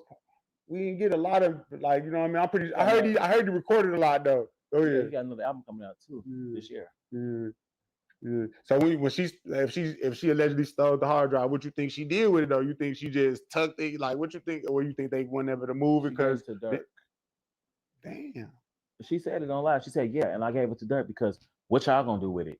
Y'all wanted his music. Y'all didn't make the music. Durk had music on there still, so I gave it to him. But it's like how you go about shit. It's like you sneaking shit. I mean, I seen you. It was a red square and it was a black square. It was under his bathroom sink. Like I said, I'm not thinking none of it. Or I would have stopped her. I would have took it out of hand. Like, nah, hell no, you tweaking, you taking shit. But shit. But Vaughn wanted signed to Durk though. I heard. He was like, like, they still got music on there together. Yeah, okay. So it's like, why is that the first thing on people's head though? Oh, we got music. We ain't finna do that. This family ain't finna do that shiesty. I guarantee you, I don't know what the do no flash drives. His mama don't. His sisters definitely don't. So it's like we got to think about how to grieve and shit. Y'all thinking about music and the money gonna be there. The shit gonna be there. Y'all thinking about the wrong shit. And like I said, she always like, you cloud chasing. You're just mad. You mad about what? Yeah. You just said motherfuckers be worried about superficial shit and all that. Like, I ain't gonna lie, I had seen when you was saying like with Kayla B, y'all had fell out at the day of King Von funeral, and you was saying like, no, we didn't fall out. Well, y'all kind of had to bump heads or something. We didn't even bump heads. She texted me with attitude. Oh, okay. She got that message. Okay, too. it won't bump heads, but she just texted you with attitude. Show you that too. All right, so she just texted you with attitude. Okay, so I misconstrued it. Okay, but at the end of the day, it was the day of his funeral, and she talking about an Instagram. She was talking about mentions in the obituary or something. So she said, she texted me the day of the funeral. She said, matter of fact, I'm gonna go to it. She said, why you got all these pictures in the obituary, and me and Vonnie was with him every day, huh? I didn't make it. What the you worrying about some pictures for? Since you ain't grow up with him. I mean, what you want the pictures at the shows? I didn't make it. Vonnie grandma made the obituary, actually. So why his grandma didn't put all these pictures in there with him? I didn't make it. So why you worrying about the wrong thing? Oh, she wanted to be in the picture. She wanted a lot of pictures in there, but she was in there. She was in there in a group picture with her sisters, and their daddy had a lot of kids, so it was a group picture. He has a lot of daughters, so it ain't just Kayla. So nobody else had a single picture in there. Why you gotta have a lot of single pictures? You celebrating a lot. Your brother not celebrating, but your brother is not here no more. Celebrating his life. And you think deaths usually make people closer? No, not with this case. Everybody spread out. Everybody got into it. Like I said, me and her was close and cool. It was cool when he first died and all type of shit. So, but it just shit. Y'all ain't think that was real odd and like crazy, like where it's like you worried about some damn pictures and it's like this, like we grieving right now. You ain't that one odd to you, or it was just like whatever. You know what I mean? Like how you took it, like when it first happened, like it was just like just. It was weird. Yeah, it was weird. Why you worry about that? That's what I'm saying. Like, yeah, when I heard it was bizarre, I'm like, damn, that's crazy if that's her brother too. And that was her real blood brother too, wasn't it? Well, it is right. It is her real blood brother. That's Caleb B real blood brother. Yeah. That's crazy. That's what you would be thinking about. I ain't gonna lie. You know where to go. Young with Vonnie. Say what had all them pictures. Say what you had all them pictures of you in there, but none of me and Vonnie. Damn, that group pic don't mean. Yeah, I told you. With me and Vonnie. Don't lie about shit. Damn, yeah, that's wild. Yeah, that's wild. Yeah, you ain't really tweaked though. You said I just ain't even do it. I ain't make the obituary. You ain't even tweak, yeah. And we still was cool. I'm checking on him like, you okay? Yeah. It's after, days after. He said, yeah, fans must have came on your live. I said, LOL, yeah, they told me you started crying. And go check on her. But you played that cool when you text her back, but in your mind, you thinking like, I'm like, damn, that's weird, but it's like maybe she going emotional. So I'm gonna leave it alone. She was with him all the time. But he's your brother. But it's like, I'm not thinking about certain things. Like, I get what you're saying. You chopped it up as that. No, that's respectful. Yeah, and that's crazy though. Yeah, that is. At least a lot of shit I still ain't even said. Don't see this. I keep a lot of receipts. A lot of shit I ain't even said. I ain't gonna speak on that name. Who she was with. I ain't gonna That's it. Damn. Yeah. Damn. Yeah. It's crazy as hell. She doing that one too. She doing that one too. Yeah, I seen it. Say watching my live laughing. And that's funny as hell. I ain't say that now. All right, okay. Let me ask you this. So on the night of Von passing, you know, I had seen that you was saying like you feel like the security, it might have been the setup, or you felt like the. I don't like the security still to this day. He ain't got no Instagram no more.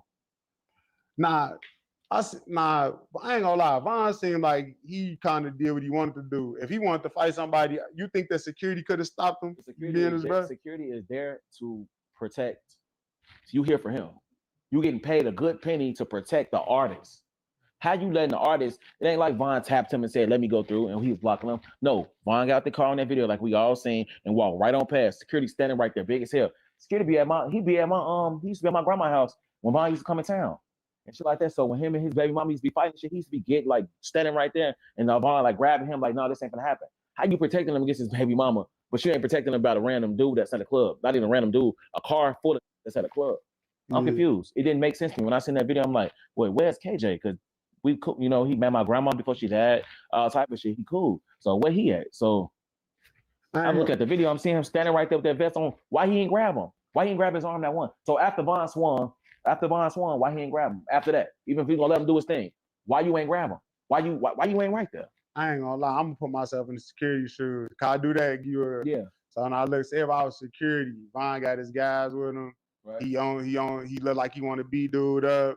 His guys aggressive. I'm by myself. Like, you know what I'm saying? Like, or I probably got one other security with me. Like, I ain't finna tweak with these niggas. Like, you know what I'm saying? Before it got to the point where somebody need to be shooting or tweaking. Or not even like that. Like, if I grab Von and then they beat me up out here, they jump me. Like, you know what I'm saying? Fuck you grabbing, bro. Look, Von walked up on him. Yeah. Von got the car. Why they let him out the car? Yeah. And he, number one, he was high. Yeah, I seen the 1K track said that you said if the artist, that whole crowd, everybody the whole crowd was there. Like, The whole crowd was there for this artist right here. Why y'all letting the breadwinner get out the car? I feel like that too. The money shouldn't be one of don't let him fight. The breadwinner, y'all here because of him. So why is he out the car? But now, you know, me at first I was just blaming everybody back and forth. Just I don't know what you want with you, but when I'm not when I start fanning out shit or whatever like that, I just I sat back and think. I'm like, yeah, I overreacted for certain things because everybody, you know, because if I be put, like you said, you put yourself in the security shoes.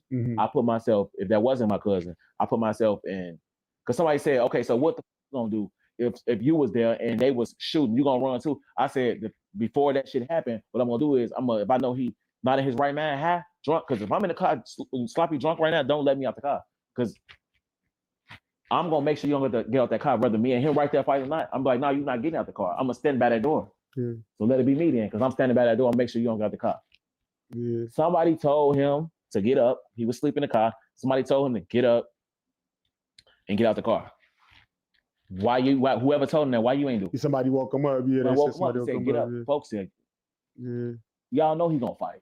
He don't care about this celebrity shit. Yeah. He don't do all that weird industry shit, all these industry do. Yeah, that is. So it's like, in the security, like so think about it. Like, say for instance, you say you put yourself in the security shoes. If you was in security that night when this shit happened, and Vaughn made it through this shit and was still here, you think that security gonna still be working for him? Yeah, probably so. No, you said if he made it through If he made it through, you think he's still gonna be? Oh, I get what you're saying. Okay, if he got shot and survived, I get what you're saying. Why would he have the security? Because what? No, yeah. Then it's like, nah, yeah, you ain't. Like, Yeah, I need you ain't even protecting me. I'm in the wheelchair. Well, I'm shot now because of you. Because you ain't protecting me. So you don't think Vaughn would have been like, you know what, bro? I know. Yeah, you dumb though, you bro. probably would have at him if he was able to. If he was here. I'm telling you, ain't no. Hey, and then you ain't even got no valid excuse. You just unfollowed everybody. Then you just then you deleted your Instagram. That was weird. Then I seen him last year on the I'm just where on you my from page. though? You from the right? No, he ain't. I don't think he's from Chicago. He was cool too. But I had seen him in the background on somebody's video being a security guard for K. Michelle. Now. Oh, okay. But I don't think he have an Instagram unless he changed his name. But I know he blocked me for sure. This and that because I used to make posts. I don't care about shit. Everybody got that. Damn. So like people be saying that Lil Tim got away with doing that or whatever, but some people say the police did it. Like, what was the official, results of that? Like, was it the police allegedly that did it, that shot Two Vaughn? different shell cases. Oh, two different people. Damn. Two different shell cases found in the autopsy. So, but it was two different police shooting, or y'all don't know that information? Because I heard it was like police. Y'all don't know. As far as that, I just know about the video that I seen. How Louis got shot. Yeah. Damn. Rest in peace, Louis. Like, how well you knew him? You knew him well? Yeah, I ain't my first. Why not? Like, damn. Because every time I call Vaughn, whatever, we be talking about some personal, whatever, like that, he answered the phone, whatever, like that. He always got Louis on his back. That was like, damn, his best friend. So I'm like, damn, I can't have a one-on-one. Vaughn ain't here. Click. Vaughn ain't right here. Click and shit like that. But it's like, shit, he had him around. So, but it wasn't nothing serious. It was just. So that was his best friend from your perspective. Yeah. Besides T-Roy and shit. Yeah. Because a lot of people would be thinking like Duke was his best friend. Duke. So it was from this from my knowledge point of of me view. being around or whatever, like me knowing the people, Duke, T-Roy. All of them though, probably. All of them really, but the people that I seen, like I got like when Vaughn first got out, it was me, him, Duke, I forgot who else. We was at our grandma's house, like I told you, in Hazelcrest. So he was there for a couple days. Shit like that when we first got out. We was going to Hooters and shit. I was driving them around. Yeah. So actually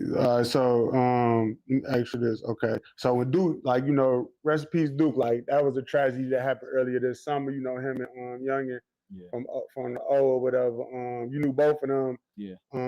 Like when that news first hit, like what came across your mind? It was like that was like crazy, like damn. I was just with him a couple days before that.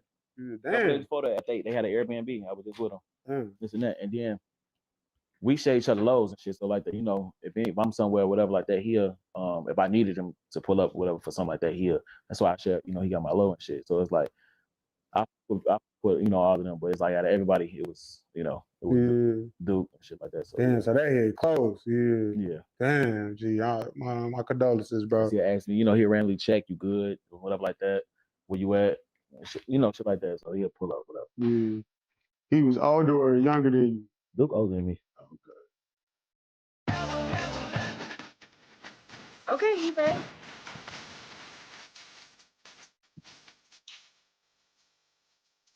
The place for pre-loved and vintage fashion.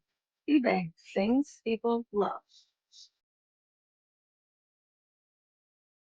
I think about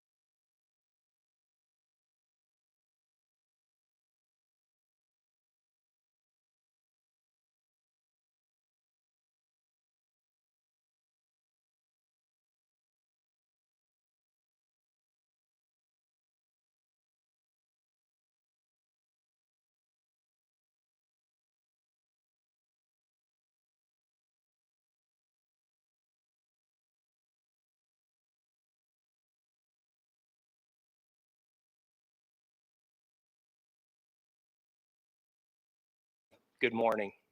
I would just like to take a few minutes as the sheriff to express my gratitude for everybody who has played a part in this investigation.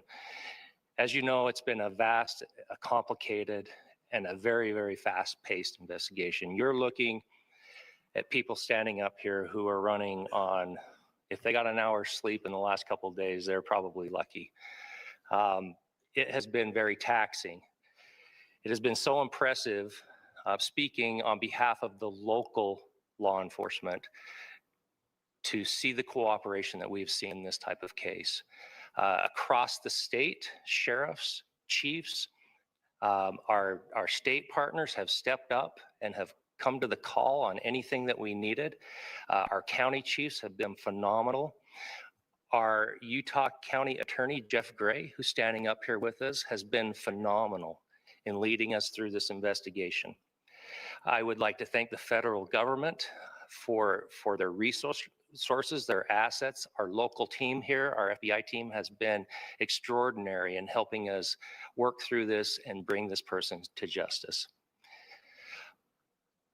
Most of all, I would like to thank the public, and specifically, I would like to thank the public who turned to prayers and who turned to positiveness for us.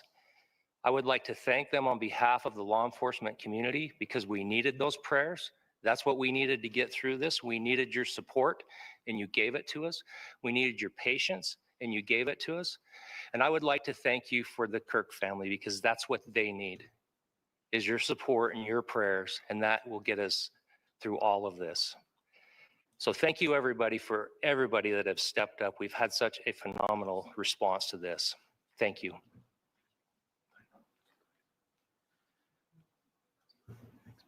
I also want to give a special thanks to the Attorney General and the Department of Justice. Their unwavering support and their commitment to justice is shown true here. And without AG Bondi and Deputy Attorney General Todd Blanche and the resources they brought to bear, we would not have been able to complete our mission. And I just want to say special thanks. It's an honor to be a part of the Department of Justice. Thank you again to our incredible law enforcement team who has worked so hard. Sheriff, I got a solid 90 minutes last night, so I'm probably the most well-rested person up here. Ladies and gentlemen, I get the microphone, so I hope you'll permit me a moment just to share a few more thoughts about where we are and how we got here, and maybe a little bit of where we go from here. I don't want to get too preachy, but I think it's important that we, with eyes wide open, understand what's happening in our country today. I've heard people say, well, why are we so invested in this? There's violence happening all across our country, and violence is tragic everywhere. And every life taken is a child of God who deserves our love and respect and dignity. This is certainly about the tragic death, political assassination of Charlie Kirk. But it is also much bigger than an attack on an individual.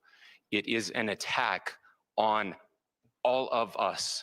It is an attack on the American experiment. It is an attack on our ideals. This cuts to the very foundation of who we are, of who we have been, and who we could be in better times.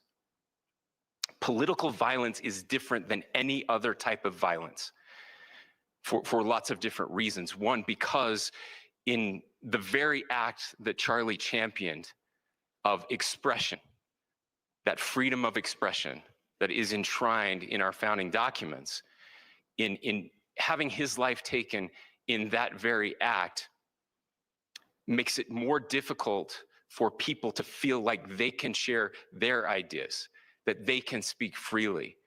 We will never be able to solve all the other problems, including the violence problems that people are worried about, if we can't have a clash of ideas safely and securely. Especially those ideas with which you disagree. That's why this matters so much. Over the last 48 hours, I have been as angry as I have ever been, as sad as I have ever been. And it was, as anger pushed me to the brink, it was actually Charlie's words that pulled me back. I'd like to share some of those. And specifically right now, if I could, I need to talk to the young people in our state, in my state, and all across the country. As President Trump reminded me, he said, you know who really loved Charlie? The youths. And he's right. Young people love Charlie, and young people hated Charlie. And Charlie went into those places anyway. And these are the words that have helped me. Charlie said, when people stop talking, that's when you get violence. He said, the weak can never forgive. Forgiveness is the attribute of the strong. The only way out of the labyrinth of suffering is to forgive. Welcome without judgment, love without condition, forgive without limit. He said, always forgive your enemies. Nothing annoys them so much. A few months ago, I referenced this last night, Charlie posted to social media, when things are moving very fast and people are losing their minds, it's important to stay grounded. Turn off your phone, read scripture, spend time with friends, and remember, internet fury is not real life. It's going to be okay. He again said, when you stop having a human connection with someone you disagree with, it becomes a lot easier to commit violence.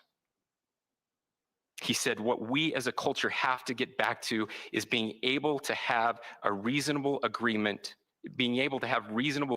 where violence is not an option. Now, again, to my young friends out there, you are inheriting a country where politics feels like rage. It feels like rage is the only option. But through those words, we have a reminder that we can choose a different path. Your generation has an opportunity to build a culture that is very different than what we are suffering through right now. Not by pretending differences don't matter, but by embracing our differences and having those hard conversations. I think we need more moral clarity right now. I hear all the time that words are violence. Words are not violence. Violence is violence. And there is one person responsible for what happened here. And that person is now in custody and will be charged soon and will be held accountable. And yet, all of us have an opportunity right now to do something different. I want to thank my fellow Utahns. This bad stuff happens. For 33 hours, I was praying that if this had to happen here, that it wouldn't be one of us, that somebody drove from another state, somebody came from another country. Sadly, that prayer was not answered the way I had hoped for, just because I thought it would make it easier on us if we could just say, hey, we don't do that here. And indeed, Utah is a special place. We lead the nation in charitable giving. We lead the nation in service every year. But it did happen here. And it was one of us. But I want you to look at how Utahns reacted the last two nights. There was no rioting. There was no looting. There were no cars set on fire. There was no violence. There were vigils and prayers and people coming together to share the humanity. And that ladies and gentlemen, I believe is the answer to this. We can return violence with violence. We can return hate with hate. And that's the problem with political violence, is it metastasizes, because we can always point the finger at the other side. And at some point, we have to find an off-ramp, or it's going to get much, much worse. But see, these are choices that we can make. History will dictate if this is a turning point for our country. But every single one of us gets to choose right now if this is a turning point for us. We get to make decisions. We have our agency.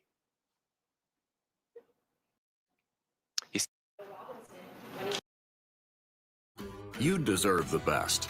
At Harbor Freight, you can afford it. Performance. Who was Tyler Robinson, the 22-year-old Southwest Utah resident suspected of killing Charlie Kirk?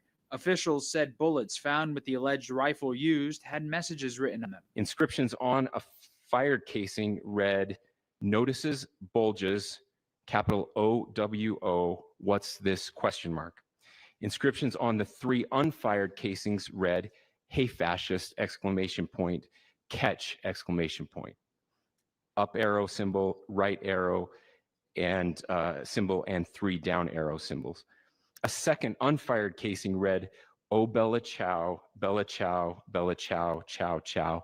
And a third unfired casing read, "If you read this, you are gay, LMAO." Those messages appear to be part anti-fascist, part internet meme culture. Congratulations, you have been selected to receive the Resident Presidential Scholarship from Utah State University. A video from Facebook shows Robinson receiving a scholarship to Utah State University. The Daily Mail reports he was a student at that school for 1 semester in 2021.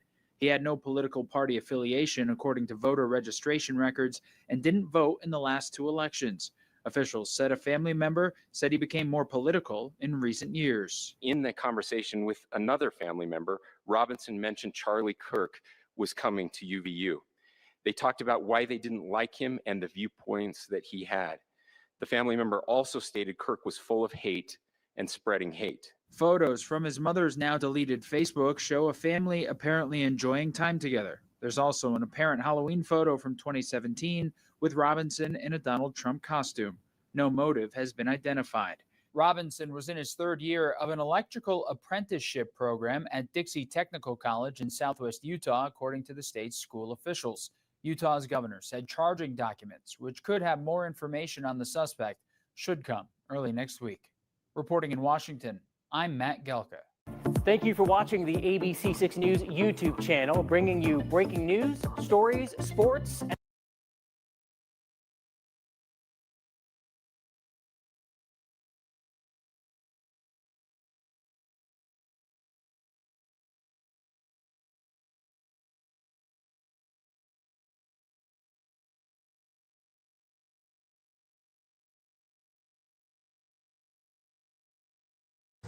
What's up, y'all? It's cracking lacking. That nigga Daz, you on my live right now. You know what I mean? And I'm building a house. You know? Yeah. What's up, y'all? I'm at work.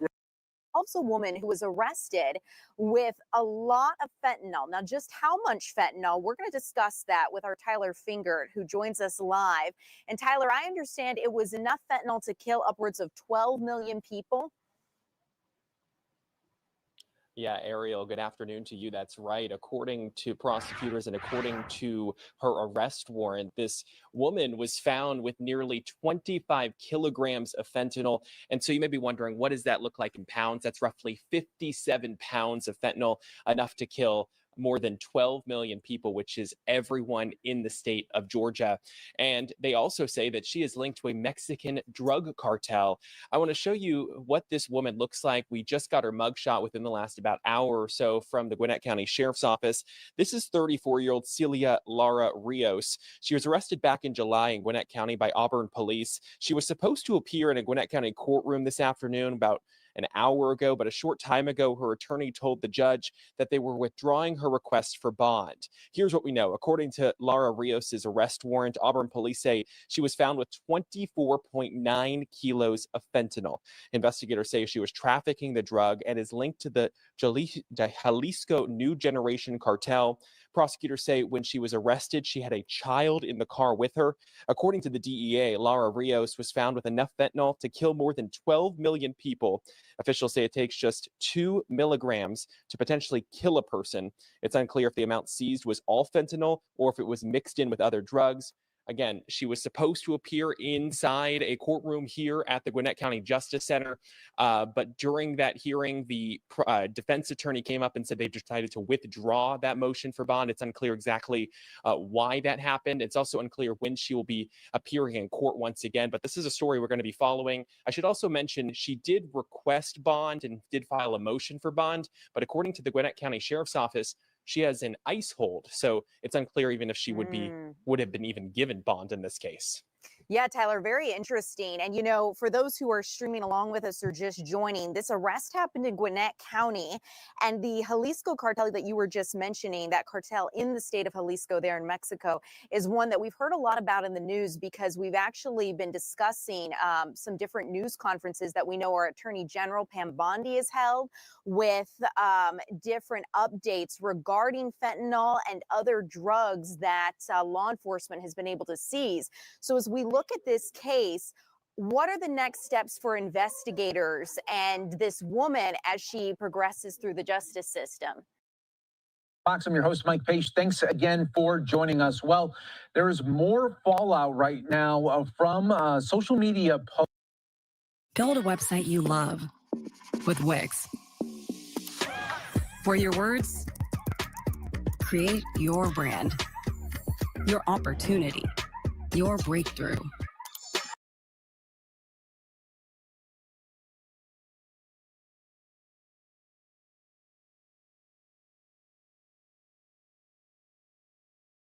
In the meantime, back here in the Mid-South, the big story tonight is the possibility of the National Guard troops being deployed in Memphis to help with the city's crime problem. Yes, President Trump is talking about sending National Guardsmen and women to another city, and that city could be Memphis.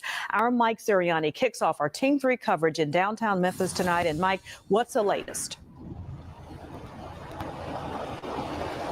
Hey, good afternoon to you, Stephanie and Craig. Well, your news leader is working to get details and REG in Memphis.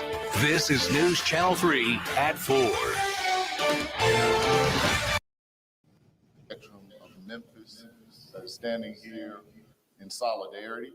There are people from all different backgrounds. There's elected officials. I want to thank Representative Cohen for being here, Representative Parkinson, City Councilman Ford. I see the chair of the County Commission is here, Shantae Avant, as well as Mikhail Lowry from the County Commission.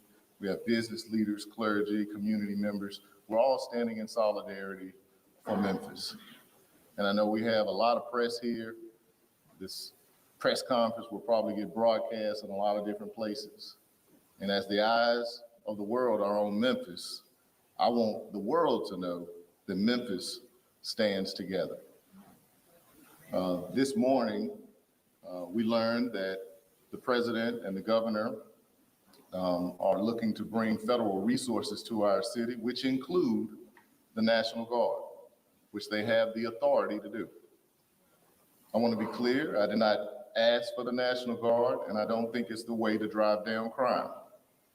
However, that decision has been made. And as mayor of the city that I love, of Memphis, Tennessee, my commitment is to make sure that we work strategically to ensure that this happens in a way that truly benefits and strengthens our community. I want to note that we have been making progress as a city on reducing crime. 13% overall reduction in crime in 2024, 19% reduction in violence.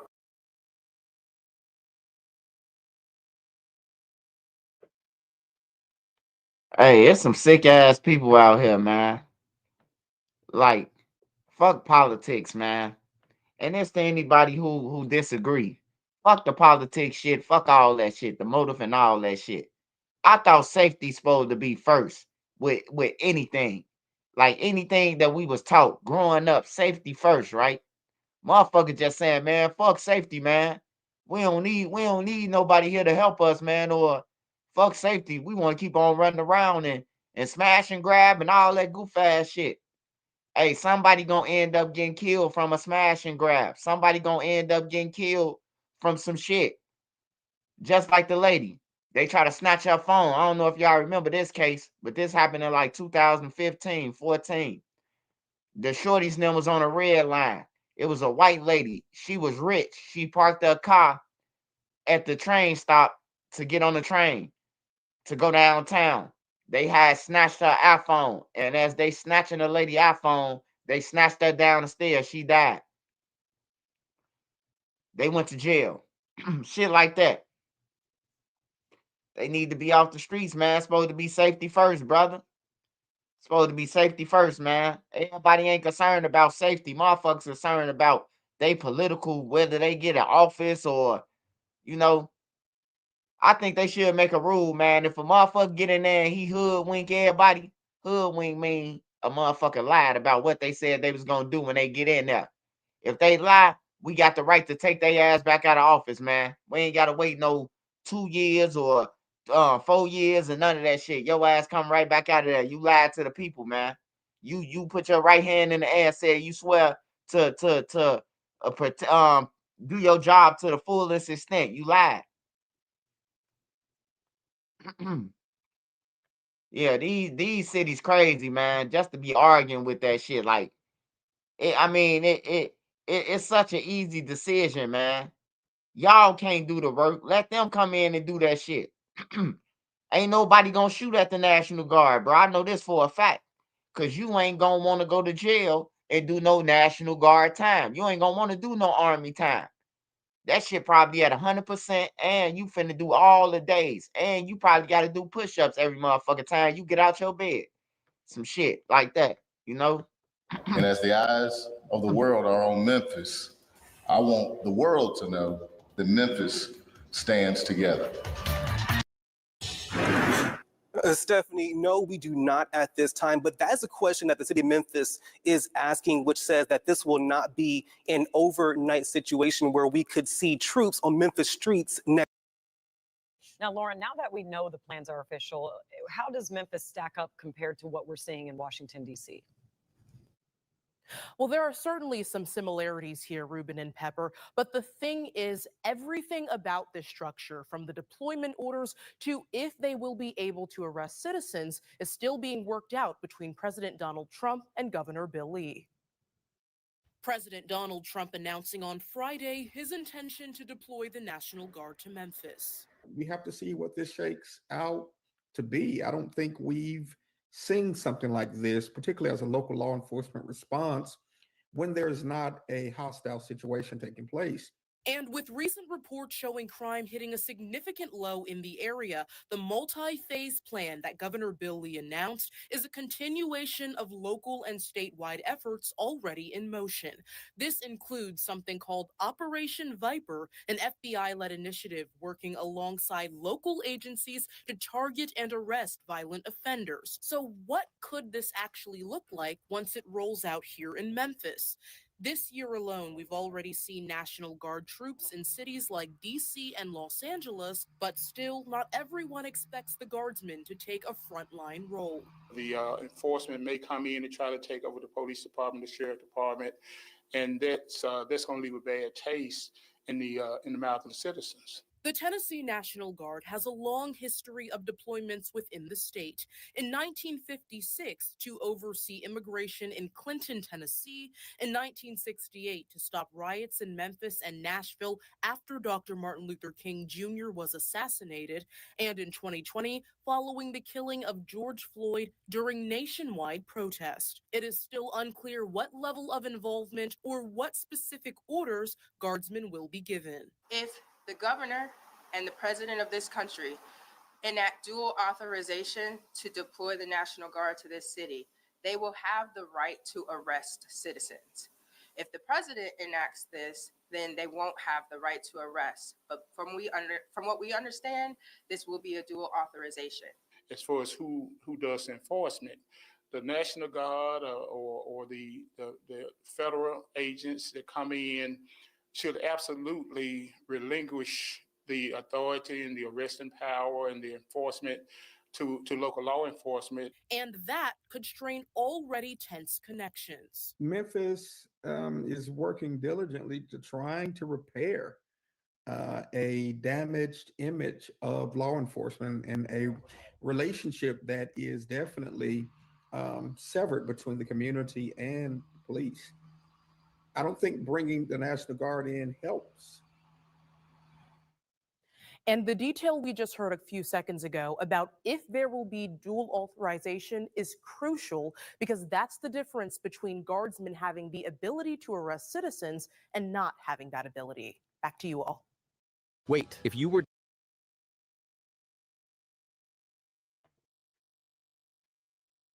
So you telling me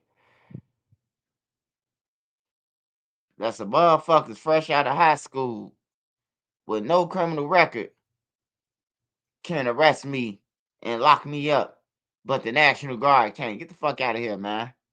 Lock all they ass up if you come on everything. Any motherfucker who obstruction, lock them up. If you ain't got nothing to worry about, then you shouldn't even be concerned. You motherfuckers shouldn't be waking up with murder on their mind anyway. Waking up time about finna go and shoot a motherfucker, or we see him on live, let's go and kill him. You shouldn't even be thinking about that shit. Cause 9 out of 10 times, the motherfucker who going to kill somebody, and we done seen it. This shit proof, y'all.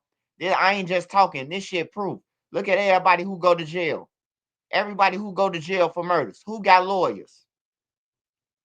Who got lawyers, man? I ain't talking about no Lil Durk. I'm talking about the average Joe in the street.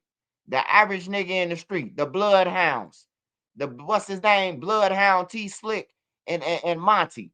They killed them guys, man. They ain't got no lawyers, man. They killed 2 motherfuckers downtown. No lawyers. Old Block 5. Only one person hired a lawyer because he got a mama. He got somebody who love him. That's Muwap. The rest of them motherfuckers ain't hired no lawyer, man. Niggas out here crashing, ain't got no lawyer, no commissary or nothing. On everything, bro. The old Block 5, ain't none of their families even come to court for them. On everything, bro. That's how you know shit get real. When your family ain't coming to trial or none of that, bro, you ain't even expecting no visit. Motherfucker gotta call somebody from the block to come and visit you, bro. And then you gotta make them come and visit you. Hey, bro, come visit me. You know damn well that they ain't finna be in Chicago for a long time. After this, y'all ain't gonna never fly and see them. So why not go and see them now? Why is they here? You know, that's how you know a nigga ain't real. That's why I don't be trying to hear that shit. You ain't gonna send them niggas nothing. You ain't gonna do shit for them. You ain't gonna check on their mamas. You ain't gonna do shit as a homie. So shut the fuck up talking to me about it. Because you ain't even went to go and see them yet. So why is you talking to me? Why is you under my comments? And you ain't even finna go and check on your own homies who locked up for the rest of their life. Like, it's crazy, bro. No mail, no calls, no nothing, man. No nothing, bro. You know how easy it is to write a letter, put a stamp on it, and drop it in the mailbox? It's gonna get that. It's a mailbox on every corner. So what's a nigga excuse? I used to think about that. I used to be like, damn, bro, it's like 100 mailboxes around.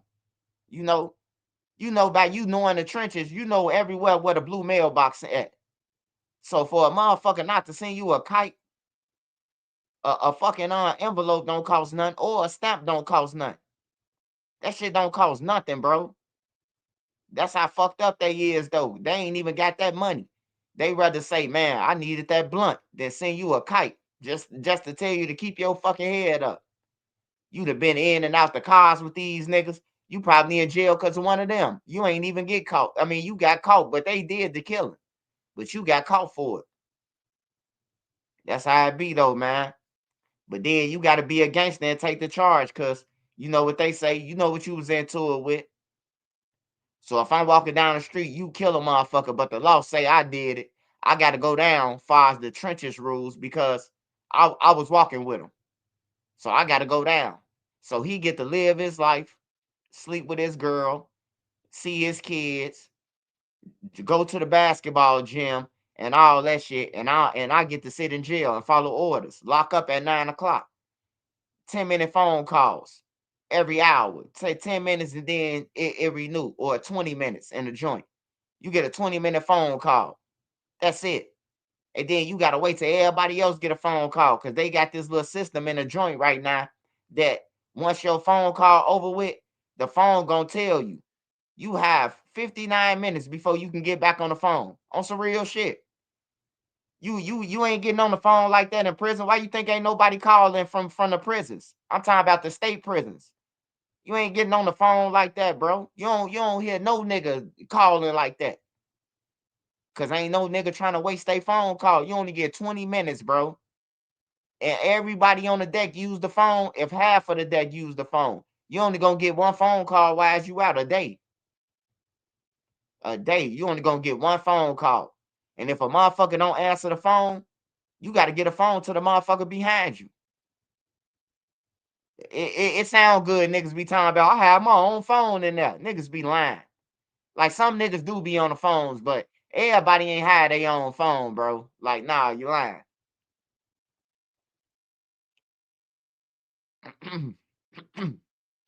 The phone segregated here, one white, one black.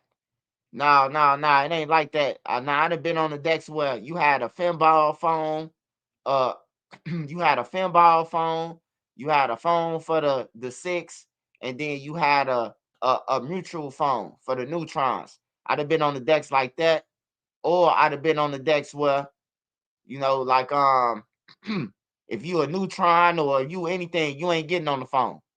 Like, for real, you ain't getting on the phone. If you ain't no gang member, or if the BD's deep and you ain't BD, you ain't getting on the phone. I'd have been on the decks like that, where the BDs that took over. Hey, folks, when you get off the phone, pass to me. All right, when you get off the phone, pass to him. Pass to Scud after that. On everything, bro. Like, that's how niggas doing. I don't want to go back to jail, though, man. Niggas rushing to jail. Niggas rushing to go to jail, bro, as if some women in there. Some real women. I ain't talking about the niggas with sticks, with tits. I'm talking about real women, bro. They ain't in there. They in jail in the counties, but you ain't gonna get close to them. The guards getting them pregnant. You ain't finna get close to no female, man. So for a nigga to be trying to break their neck to get back to them, after you see everybody else getting tricked off the streets and going back, you a fool. You a goddamn fool, man. Niggas better wake up, though, man. And to you niggas who ain't got no cases, y'all ain't got no cases, never been to jail. Go and get your gun license, you stupid motherfucker. Then you could play defense. You want to kill so bad, play defense. Get your license to carry. Then you ain't gotta be no armed habitual criminal. You ain't gotta get no gun charge. Cause if you sitting on the block and a motherfucker come through and try to shoot at y'all and you unload, hey, look, all you gotta do is talk to the police. You ain't gotta run to none of that. On some real shit. I got homies who likes to carry, who was on the block. And when the police pulled up, they told the police, look, I'm licensed to carry.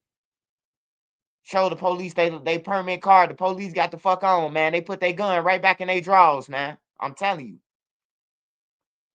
Go and get y'all license. Half of y'all ain't never been to jail, bro. Y'all just out here crashing, bro.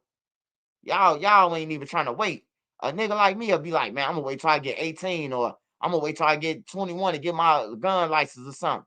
Y'all niggas don't even got no goals, bro. Y'all just like, fuck that, give me the gun. You get caught with a gun at 14, 15, you ain't gonna be able to get your license still when you get grown. That shit gonna carry on, man.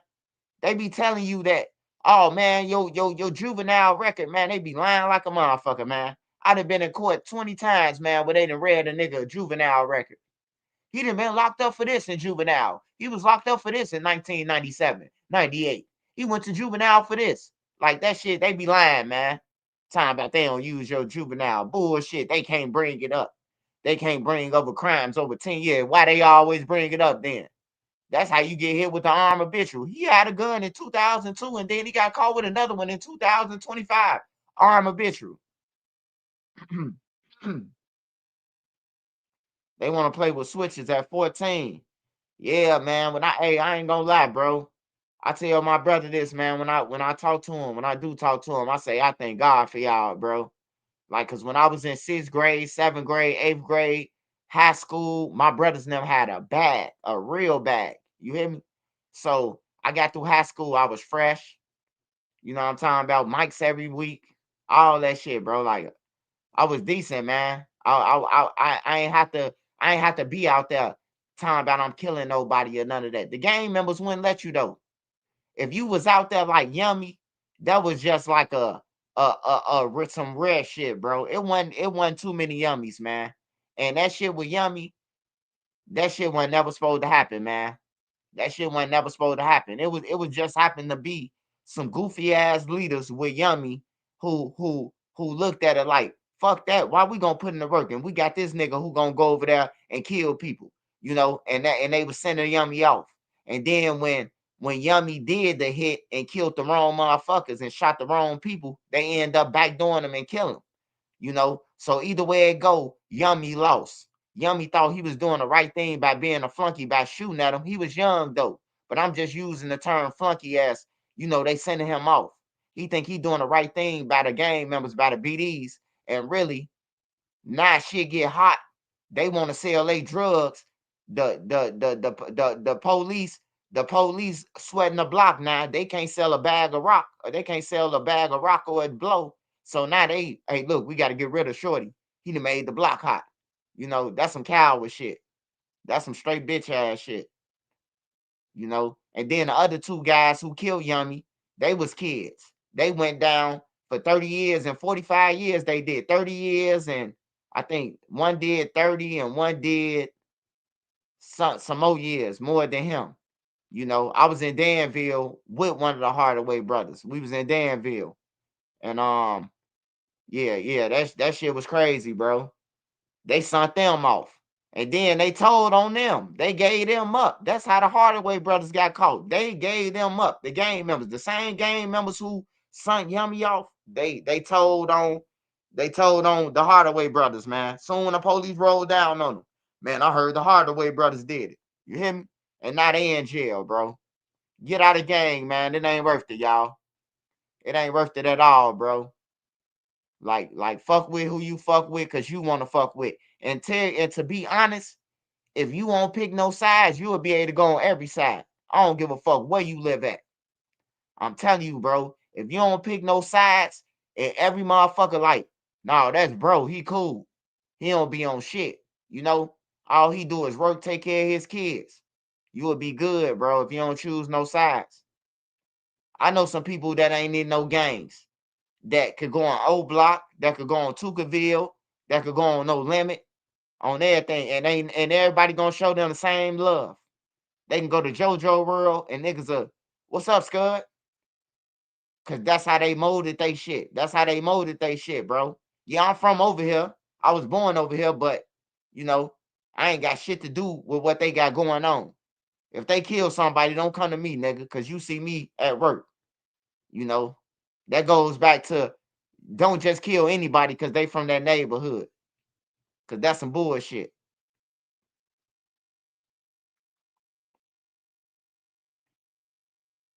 Yeah, they did a DJU. They DJU was they DJU, they spin game, man. They spin game. They was kids though. You can't even fault them. Cause they was kids. I remember the shit like yesterday. Even when they got caught, I remembered it. I'm like, damn, bro. And then by me being from a BD block, you hearing this shit, what happened? Like who son Yummy off, what board member, what minister, what I'm talking about? Like you hearing this shit through the grapevine, through the older BDs talking, you know, damn man, they just son little Yummy off, man. He got killed. Woo woo woo. That's one thing about the BD blocks, bro. Whatever happened on the BD block, the BD's blocks knows. Like they contact each other. Like somebody in connection with somebody else on a BD block to let them know what's going on their blocks. So I remember this shit, bro. It was sad as hell, bro. When you were a kid and another kid get killed, and then you found out that it's by the own gang that killed them. We ain't never say back door. We just say a motherfucker snaked them or he got set up by his own people.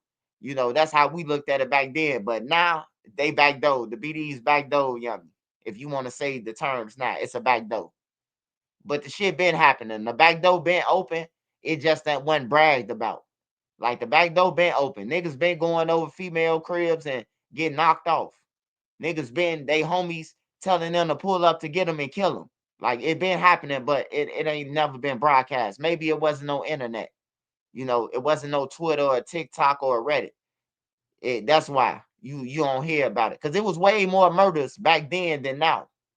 When I was a kid in the 90s, it was a whole bunch of murders, bro. This ain't shit. Like I remember like 90 something, bro. I remember looking at the news, bro, breaking news. They said it was like 900 and some murders. I'm like, shit. You know, I'm like, shit. But look, I still say the crime is way worse than that because out of all them people who got killed, I'm going to be real with you. It was like all gang members getting killed. It was like all gang members or niggas who was robbing people, you know, shit like that. It wasn't all these kids and women and, you know, shit like that, bro. It wasn't them who was dying, you know.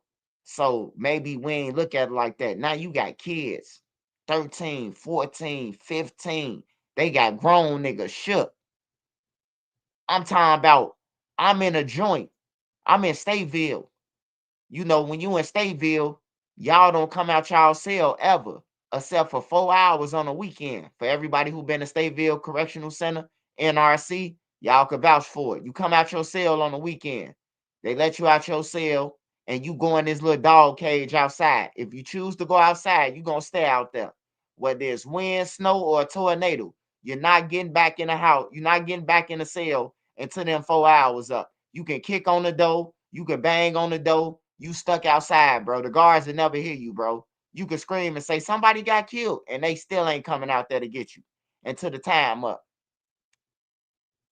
So we up in there conversing, talking, hollering, and that's what's going on.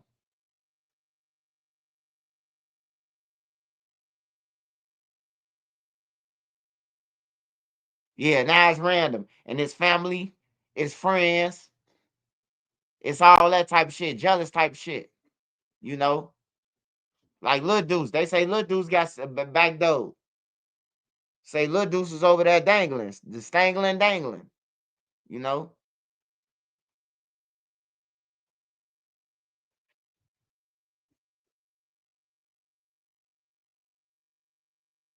Oh yeah, man. I'm always, man. Hey, look, I got a platform. That's the least I could do is tell the kids, man, don't be like me. Don't be like them. Don't be like none of us on everything. We all pieces of shit. We was in the streets. Everybody in the street a piece of shit. I was too on everything, bro. But you know, you have to catch on to your environment. You gotta know that, bro, I ain't gonna go out like this. I ain't gonna go out from the streets. You know, I ain't gonna go out by going to jail for the rest of my life for some niggas who don't give a fuck about me. Once you catch on to that, then your chances will be brighter, bro. But long as you keep on saying gang, gang, gang, and I'ma die for my motherfucking niggas like YG, your ass gonna be motherfucker the dead man walking on everything.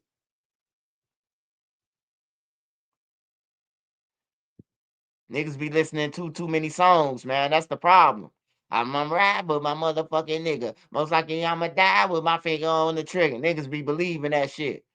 Hey, soon when a nigga die, they turn Muslim. Ain't no nigga finna risk their life, man. It sound good. Yeah, I'ma die for you on everything. Like, how the fuck you gonna die for me and homie just died and you ain't died yet? Like, niggas better start peeping shit. Niggas will even argue with their mamas. Your mama be telling you the niggas ain't no good you hanging with. Mama, they gonna die for me. Then them be the same motherfuckers who kill you. You up in there arguing with your OG, a lady who had you, birthed you.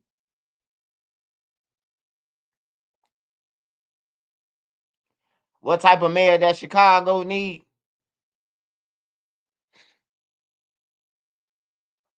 Man, a Chicago need a motherfucking mayor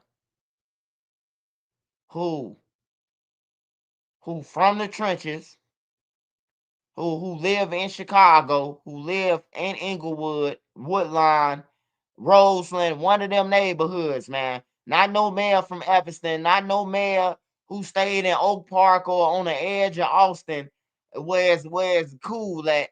Nah, man, we don't want one of them mayors, man. We want one of them mayors from the hood, or just give us a white person. Shit, the white people ain't gonna argue. They want to stop crime. Just give us one of them motherfuckers. Don't give us no Democrats, though. We don't want no fucking Democrats, man. Democrats could kiss ass, man. We ain't voting for no more Democrats, y'all. They bullshit. Only thing Democrats want to do is give us free shit. When I get in office, I'm going to give you an extra $100 on your link card, man. Fuck that. Fuck all that shit. We need some help, y'all. Hey, you want to die or you want to stay alive a couple of more weeks? Just think about it.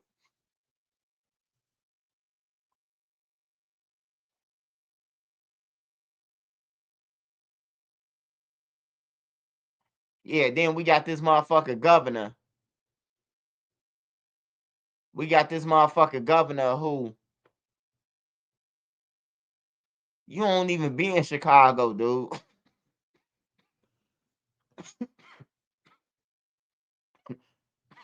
Talking about the crime down.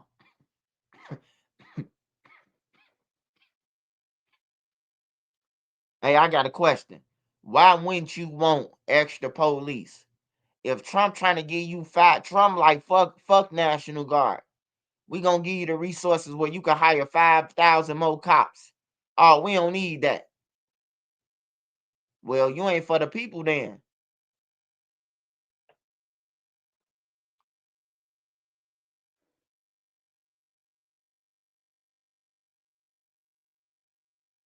You say Bailey been a good governor?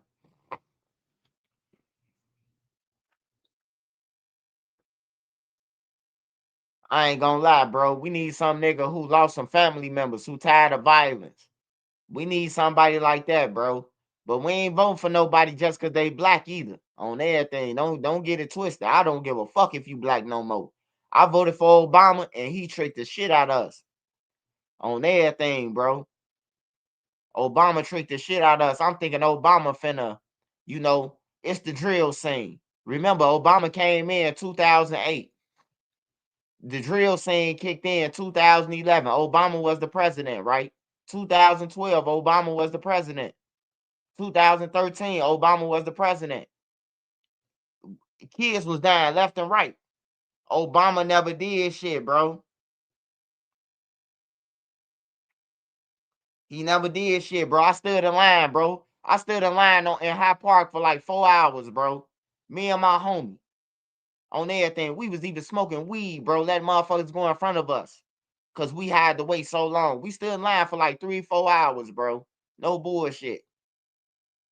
That was my first time voting in High Park, bro. And I voted for Obama, man. And he ain't did shit, man.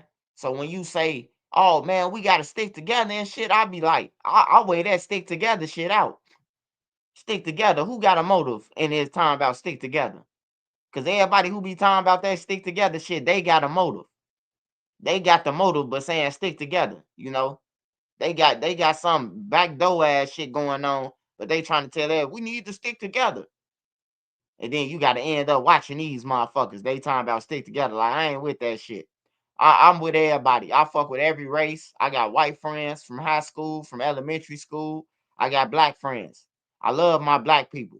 Don't get it twisted. But shit, you ain't gonna be the one who fucking killed me and pull the trigger. You ain't. You ain't. I seen it. You can't show a nigga too much money. You can't show a nigga shit on everything.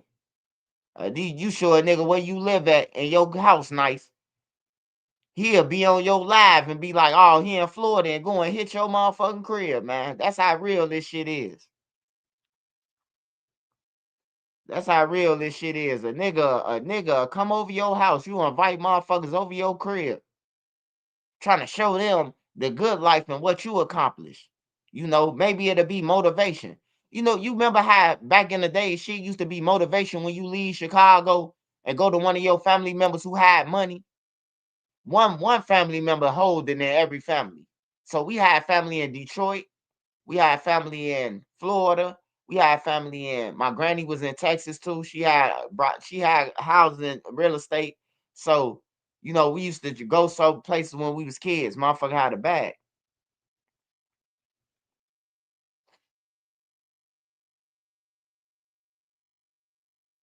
Bernie Sanders, nah, man, he too old, man.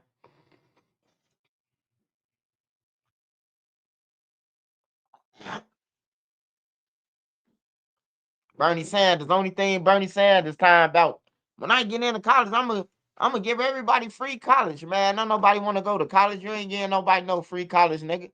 Everybody I know who went to college, they in motherfucking debt now.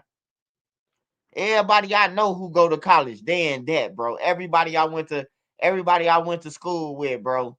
I done heard a story from at least half of the people telling me how they in debt now. Ain't that some shit, bro? You tell me to go to school and all this shit, and then I'm in debt, bro. Like, what the fuck? That's crazy.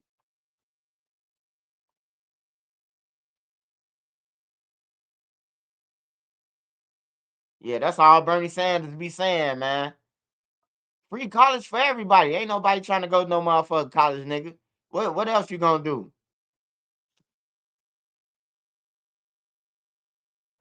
Yeah, Bernie too old, man. Bernie damn near got a life alert. We don't need no president, man, where his heart gonna be beeping, goddamn it. You were at 80%. You need to sit down. We don't need no other president like that. We just had motherfucking the chocolate chip cookie president. They say, President, what you have for breakfast this morning? Cookies and cream?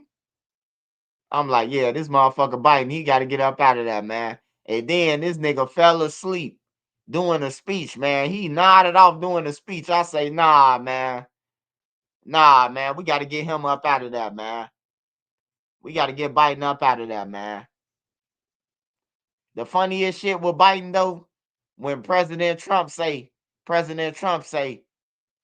no, he told President Trump, he say, yeah, I don't even know why he's standing next to me. He's a crook, he's a felon, and he's a rapist or some shit like that. He said about Trump. Trump came back like, your son's a crackhead, your son's got caught with a gun, your brother, and then you just sweep everything under the tub. The Bidens need to be investigated. I say, hell no. Donald Trump went crazy. Donald Trump called his son a crackhead, and he did what Donald Trump said he was gonna do. He pardoned all his family members, bro. Soon when he got out of office, he pardoned his whole family. That debate was classic, man. That debate was the debate, bro. That debate with Trump and Sleepy Joe, that was the shit.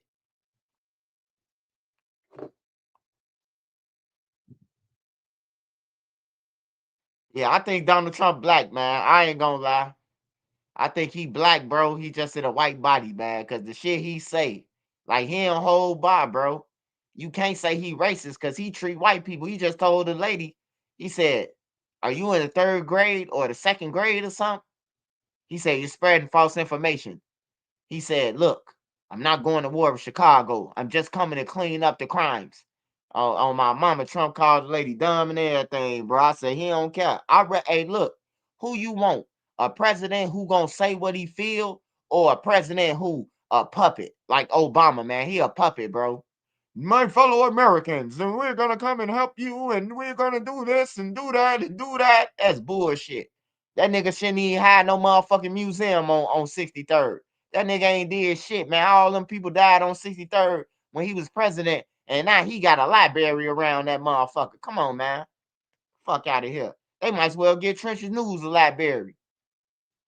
I help with more crime than him. Shit, I gave out to more people than him.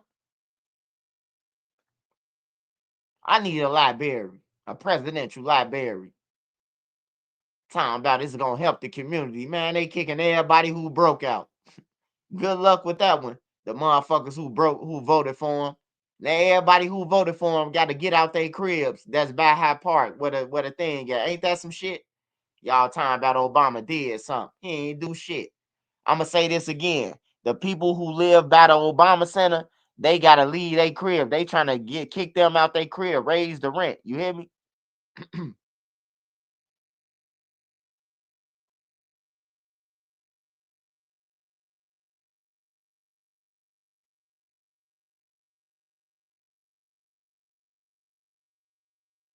Yeah, I fuck with Trump though. I ain't gonna lie.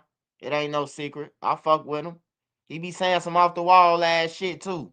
You know, I get on him too. Like Trump, you need to shut the fuck up sometimes, man. I be saying that too. Every speech, me and Nene damn near watch. So I be like, man, you need to shut up. He should never said that shit, man. Like Trump say the wrong shit sometimes, bro. I be like, no. And he has said, you know, but he like an open person that don't give a fuck, bro. Like he said. I'd rather be around a person like that in life who would tell me, you know what I'm talking about, who won't just fold to me, bro. That's why I love Nene, because she ain't just gonna fold, bro. Like you need a person like that. A weak bitch, I don't even want you. A weak female, I don't even want you, man. Like you a fold, you a fold to a motherfucker. Like don't fold to nobody, bro. On everything, we equal. Just cause you a woman, we equal at the end of the day. I know that. I know that in my mind. Like, cause my mama always thought like, why my mama doing this shit for my dad? Nigga, we equal. Nigga, you get up and get the remote. You hear me? Like shit, we could both take turns getting up and get the remote. But you ain't gonna call me all the way from my motherfucking room and say, hey babe, give me the remote. And you sitting right next to the motherfucker. Like I ain't understand that. I just think that shit should be equal. Like I'll get the remote today, nigga, but you ain't gonna set the remote every day and say this shit, you know. It's kind of like slavery a little bit. A little bit. I was young then, probably about 4 or 5 though. I just remember.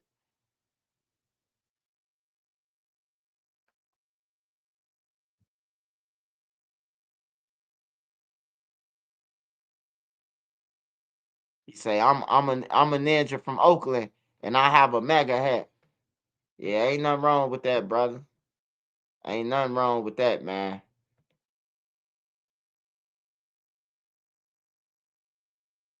Let me see what else before I get up out.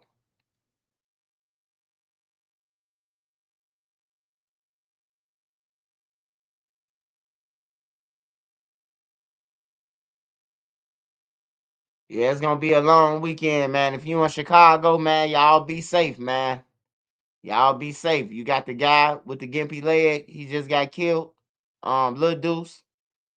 I was just, hey, look, I'm sorry for saying the guy with the gimpy leg, y'all. I just seen Home Alone, and I remember on Home Alone, he said, I know you sleeping with Al.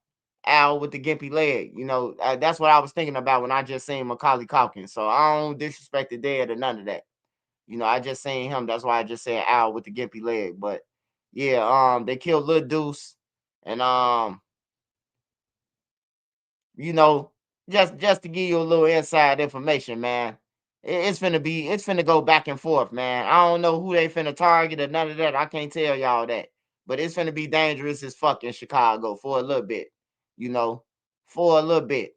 You know, hopefully Trump come after this shit happen, you know, mass shootings or whatever finna happen. Hopefully Trump could step in and be like, fuck the governor and the mayor. I'm finna step in. But until further notice, for about 2 weeks, keep your motherfucking head on the swivel from the low end all the way to the hundreds, from east to west, from the low end to 95th, east to west. Just be safe, man.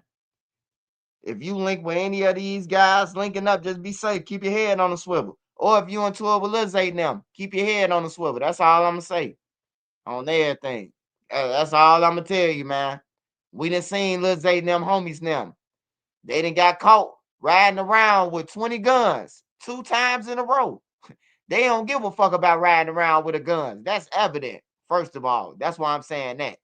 We done seen Lil Zay and them.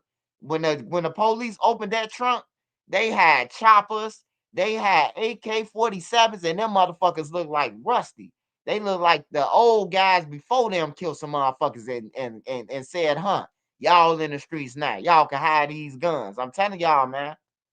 Them boys got pulled over. They crashed into a building downtown. And Lil Zay and them ran in the building. When the police popped the trunk, they had 6 choppers in that motherfucker on everything, bro. So they gonna ride around with these motherfuckers looking for their ops until the law get behind them. You know, just be safe out there, man.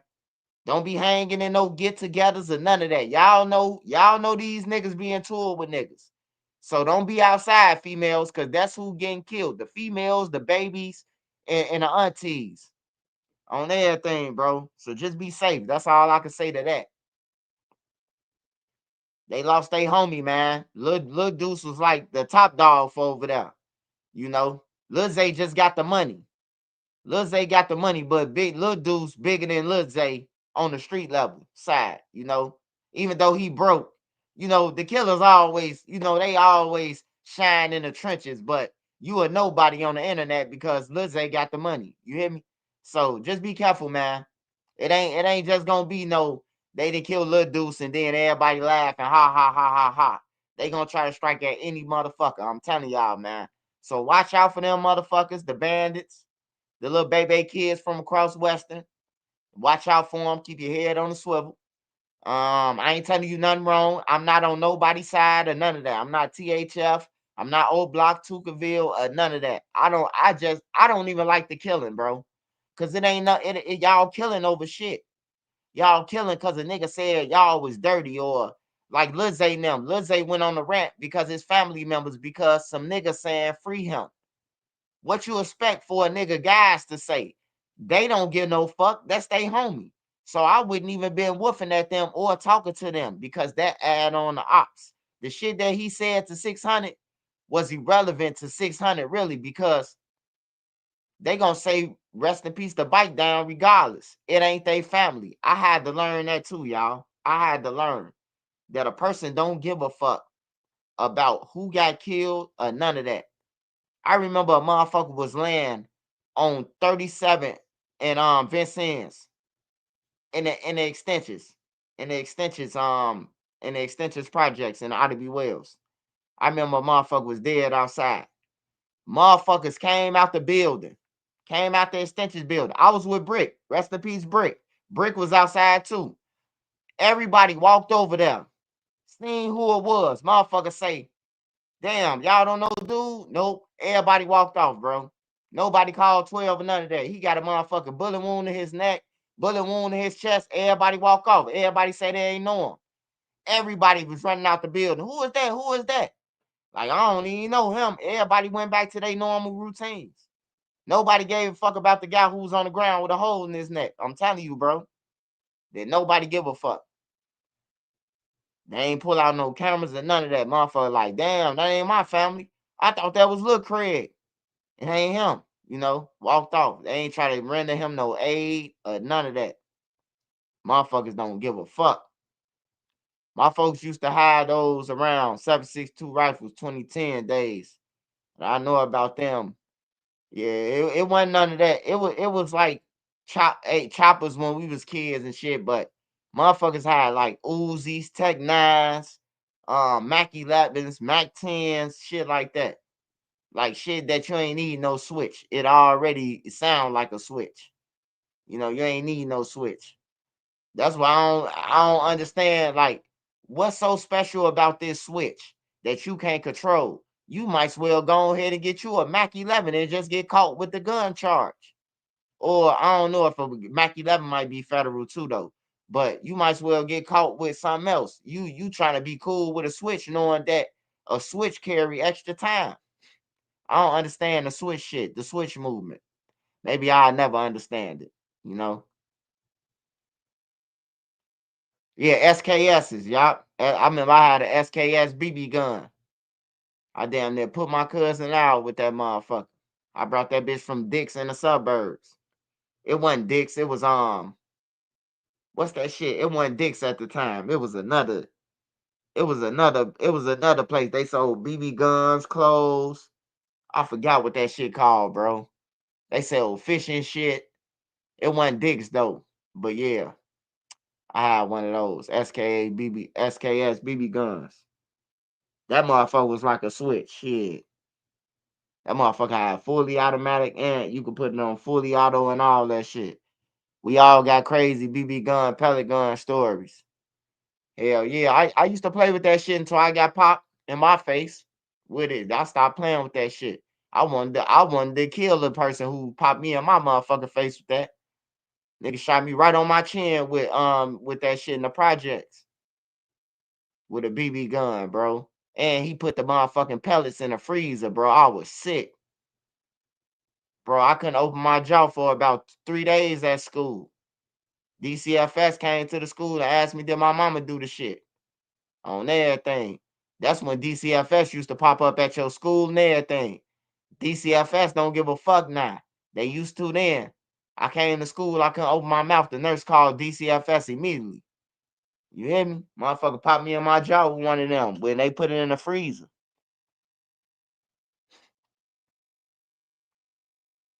But hell yeah, I wanted to get down on them, bro. I definitely wanted to get down on them. The OGs used to call SMGs like the text phone booth guns, because you had to be in the phone booth with them to hit them. The rule was no shots above the waist.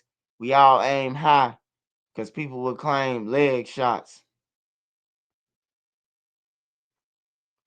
Yeah, you know the lowest you aim, the gun gonna jump up anyway. So you supposed to aim low. If you aim at a nigga kneecap, it might hit him in the nuts.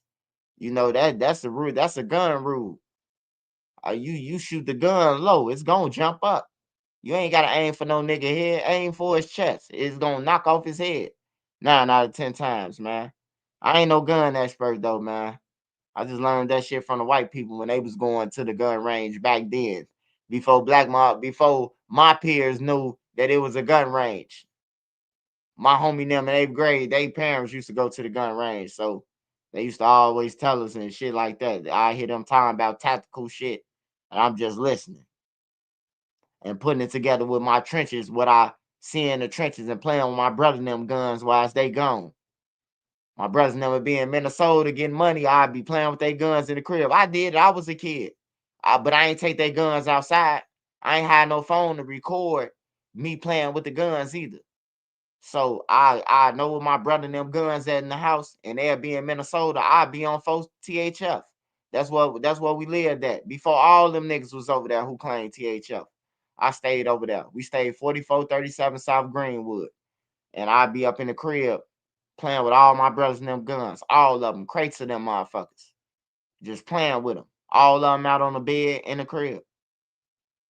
I used to be a kid too, bro. Curious and shit like that. But I ain't have to kill nobody. I didn't have to take no guns outside.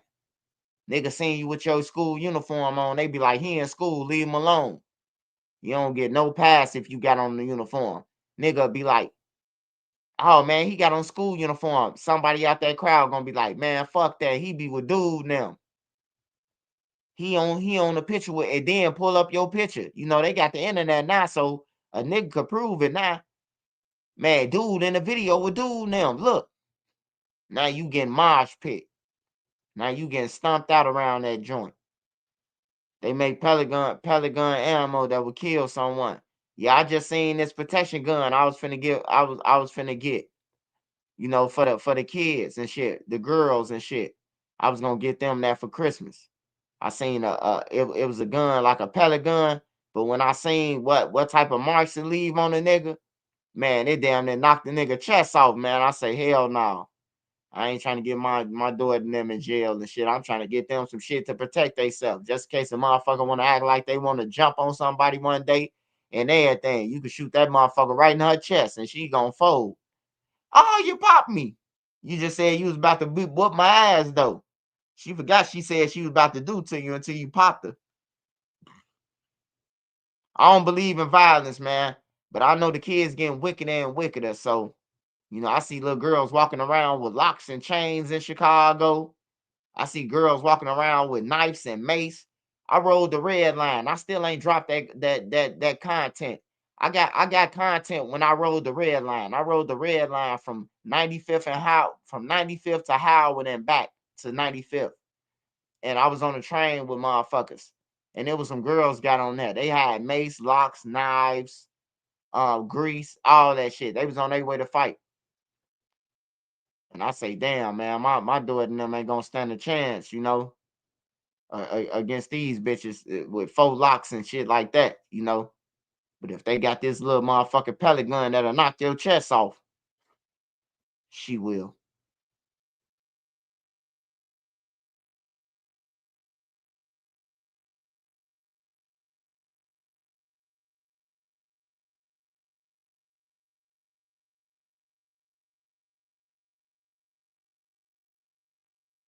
Oh yeah, where I grew up at, it's a train track.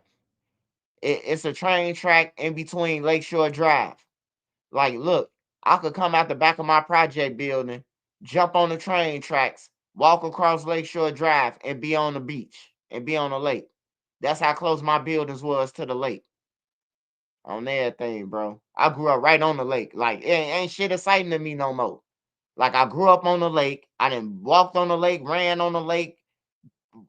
We done walked the lake all the way from 39th all the way to downtown and back. I done seen all the fireworks being popped.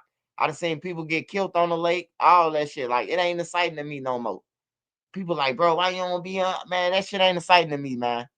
Like, for real. Great American and all that shit. I did that shit when I was a kid so much. I don't even want to go with the kids, with my kids. I'd rather get them money and send them with some people who gonna make sure they come back. Because I don't like being around people no more. Ever since I got shot, bro, I don't like being around people. Like, I hate being in stores too long. Me and Nene could go in the store and we could be up in that bitch and we could be chilling. Motherfucker get to walking in. I'm like, Nene, come on. She like, damn, come on, we gone. You hear me? I'll be ready to get up out of there. I don't know if it's PTSD or whatever, but I just be like, rather be safe than sorry, It could be white people. I still be want to get up out of there, bro. Like, I just don't like being around people, bro. I just don't. It's just something to me. Like, imagine a fully auto pellet gun with them hollow tip pellets. Oh yeah, they gonna make them one day. They gonna make some shit where you ain't gotta buy no gun. And then broadcast it on TV like they do the 3D printers. Yeah, you can go to Amazon and buy a 3D printer. Now you got 13-year-olds getting caught with 23 guns. I wonder how he knew about the guns, because the news said. The news telling people, oh yeah, you could go on Amazon and get a pill machine. Like, what the fuck? You gonna tell some 6th graders this shit. And then they going to use their mama card and buy this shit. Damn. Adobe Acrobat Studio is all new. What can PDF spaces with AI do? Drag in research, drop in thoughts. Watch AI pull insights from your docs. You did your thing. It's time to share. Then let your team build from there. Now you can do that. Do that. Mitchell Phillips had been cutting hair in the East Chatham neighborhood for years before opening up his own barbershop back in February. His business goals now left shattered in what his family says was an attempted robbery turned deadly. He would tell me he loved me. I wish I could tell him that again. Candles and flowers lay outside a man's commitment to a neighborhood. If a mother came in there and school is starting up, if he could give them a free haircut, he would. While inside, I saw a lot of blood. Is where Mitchell Phillips fought for his life during what his family says was an attempted robbery. Chairs flipped over. He definitely put up a fight. Police say the 52-year-old was shot 3 times inside of his barbershop on 79th and Drexel in East Chatham. This notice, now plastered on the storefront, effectively shutting it down a day after the deadly shooting. His family says the entrance remained locked even during business hours and was only allowed open for clientele. Somebody that he trusted with his life, and they took his life. A shattered dream for this beloved grandfather, now becoming a living nightmare for his loved ones left in grief. I just feel empty. They took my daddy. He would always say, "Love you, Pops," and I loved it when I heard that. And the fact that I'll never hear that again, it's killing me. It's killing me, man. Phillips' family tells me a witness who was inside of the shop at the time relayed to investigators here that there were 2 men behind the shooting, but police would not confirm that information, only saying that so far no one is in custody. At Area 2 Police Headquarters on the city's far south side, I'm Trey Ward, ABC 7 Eyewitness News. Just heartbreaking and tragic, Trey. Thank you for that report.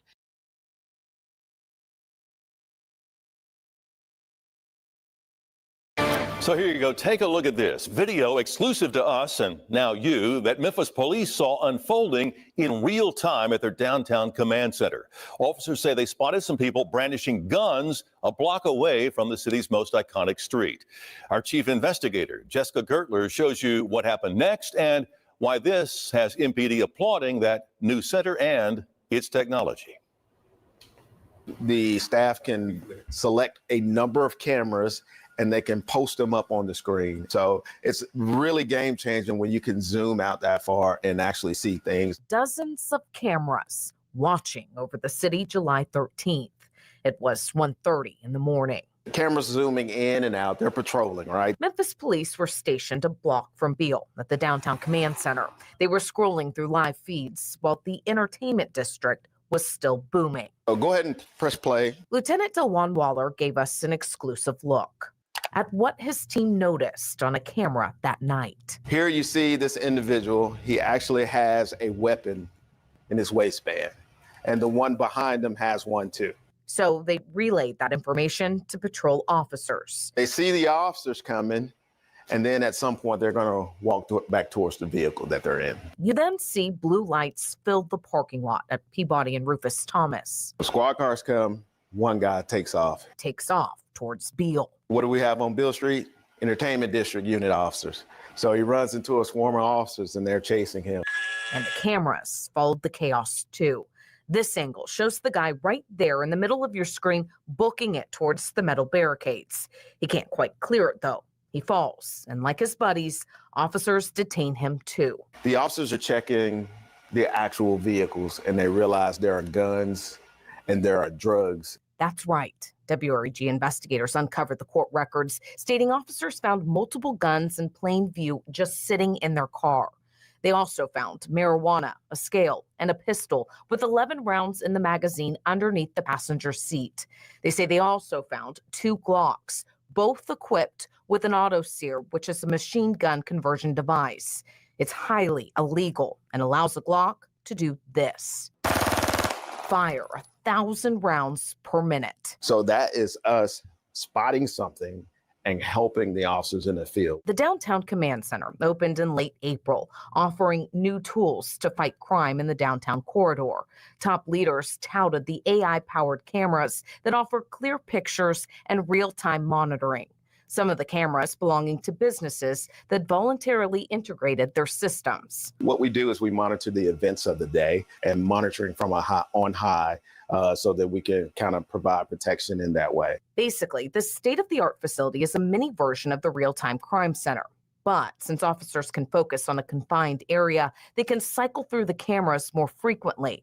They've caught crimes like this one in the act. And so it's a force multiplier because that camera can be there at all times, 24/7. What have you been able to spot? Oh, you name it, whether it's an accident, whether it's a medical call, whether it's a shoplifter, whether it's reckless driving. Lieutenant Waller says they've been able to assist with more than 120 calls within the first 4 months, resulting in more than 40 arrests, including 16 felonies. One of those arrests happened June 8th. A Jeep Wrangler seen on the cameras driving recklessly on Peabody. Another happened on August 23rd. A man spotted on a camera placing a black handgun with an extended magazine underneath a car. Patrol officers nabbed him and the Glock, which also had a switch, making it fully automatic. MPD says the Downtown Command Center is a big reason why crime in downtown Memphis has decreased 31% as of this week compared to the same time last year. City data shows car break-ins are the biggest problem in the downtown zip code, followed by stolen cars and aggravated assaults. But overall, their data states crime in the downtown zip is the lowest it's been in the past 5 years. The hope is those numbers, this center, and these cameras will help the public feel safer. Perception-wise, what would you like them to know about this center? I would like them to know that we're always watching and it is safe to come down. Investigating for News Leader Jessica Gertler, WREG News Channel 3. Now, MPD says the center also plays a big role in monitoring major events like Memphis in May, and it will play a vital part in the St. Jude Marathon. As for that guy that you saw in that video, he remains locked up on a $50,000 bond. So.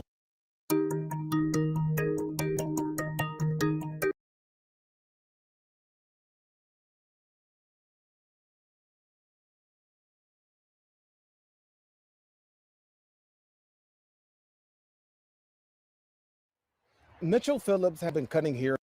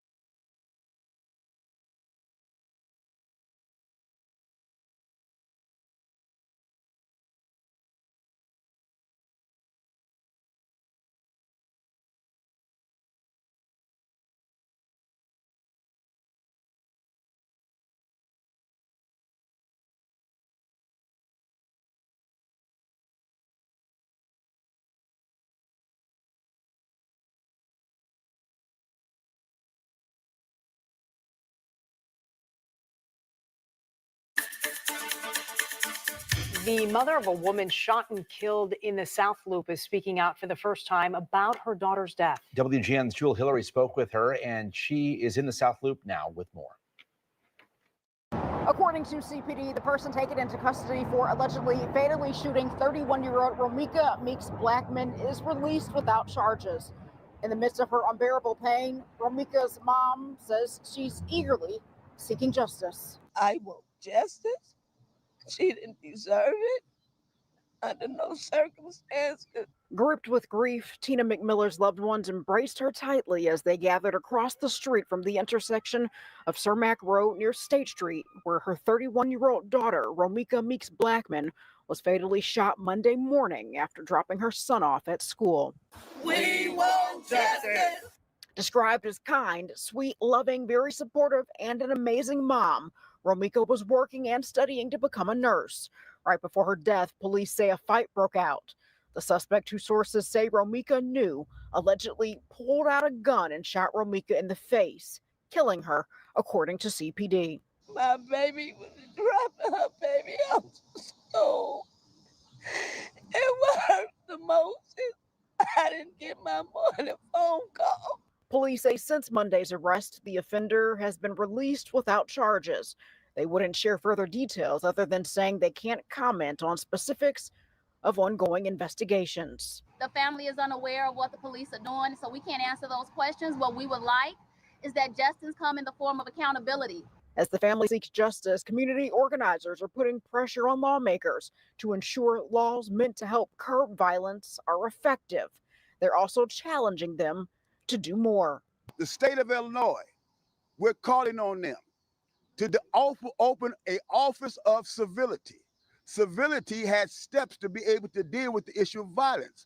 Through her heartache, Tina is seeking strength to raise her 6-year-old grandson. That's a hard man shoes to fill with the connection that was between him and his mama. A balloon release ceremony in honor of Romika is scheduled for tonight at 7 at 68th and Normal.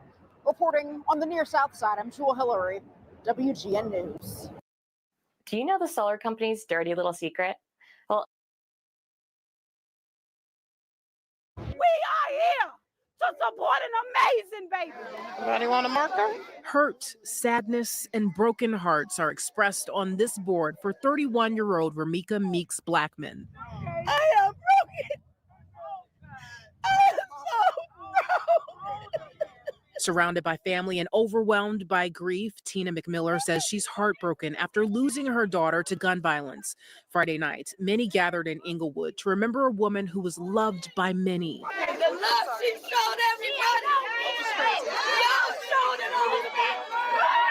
On Monday, Meeks Blackman had just dropped off her son at school near Cermak Road and State Street when police say the victim was involved in a physical altercation with another person. The offender then took out a gun and fired it, hitting Meeks Blackman in the face. She was rushed to Stroger Hospital, where she died. I ask that you give us strength. Give us strength, Father, for every one of us, because we're going to need it in this moment. Hundreds of pink, white, and silver balloons sit outside of Inglewood STEM High School.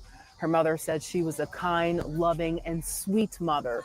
Now she's left with raising her grandson. I need y'all to pray for my baby. Yeah, we will. We got him. He's sitting. He has sat down. You don't want to be around nobody. Chicago police say the person taken into custody after the fatal shooting has been released without charges. Her family is eagerly seeking justice. Ramika, also known as Big Meeks, was soon released among thousands of other balloons. Reporting in Inglewood, Sade Gray, CBS News, Chicago.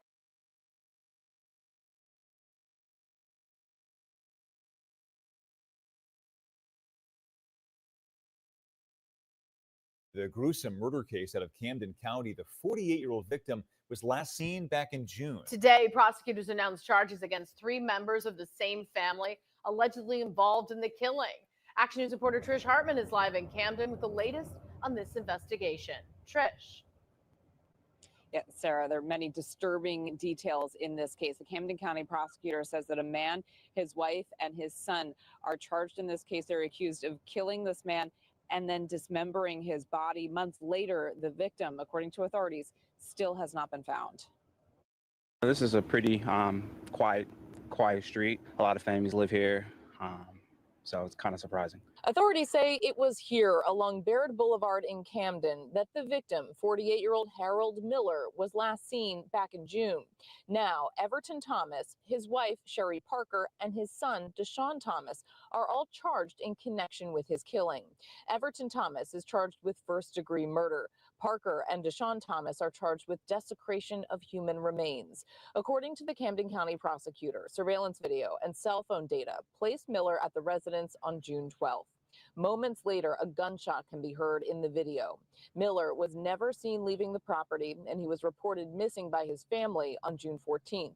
During the following days, authorities say Sherry Parker and Deshaun Thomas made trips to various stores, purchasing cleaning supplies, contractor bags, a chainsaw, and more. According to court documents, a witness who lives in the home told investigators Deshaun said his father woke him up and asked him to help chop up a body.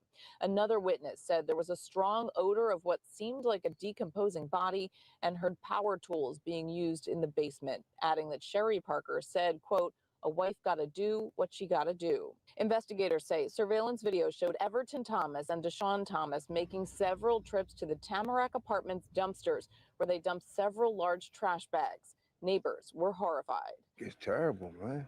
It's a nice complex. Authorities say Everton Thomas fled to Canada the day after a search warrant was executed on June 20th, where bloodstains were found in the home. He was arrested Monday at the Port of Buffalo when he crossed back into the U.S. Now, Sherry Parker and Deshaun Thomas are in custody locally. They are due to appear in court next week for a detention hearing. Everton Thomas is in custody in New York State. He's awaiting extradition back to New Jersey. We're live in Camden. Trish Hartman, Channel 6, Action News. Sarah. Okay, Trish, thank you. Hi, Lou Manfredini, Aces Home expert, and I'm here with Brandon from Craftsman. Nice to see you. I want to talk about your organization system. I know Craftsman is known for high-quality tools and products, but you also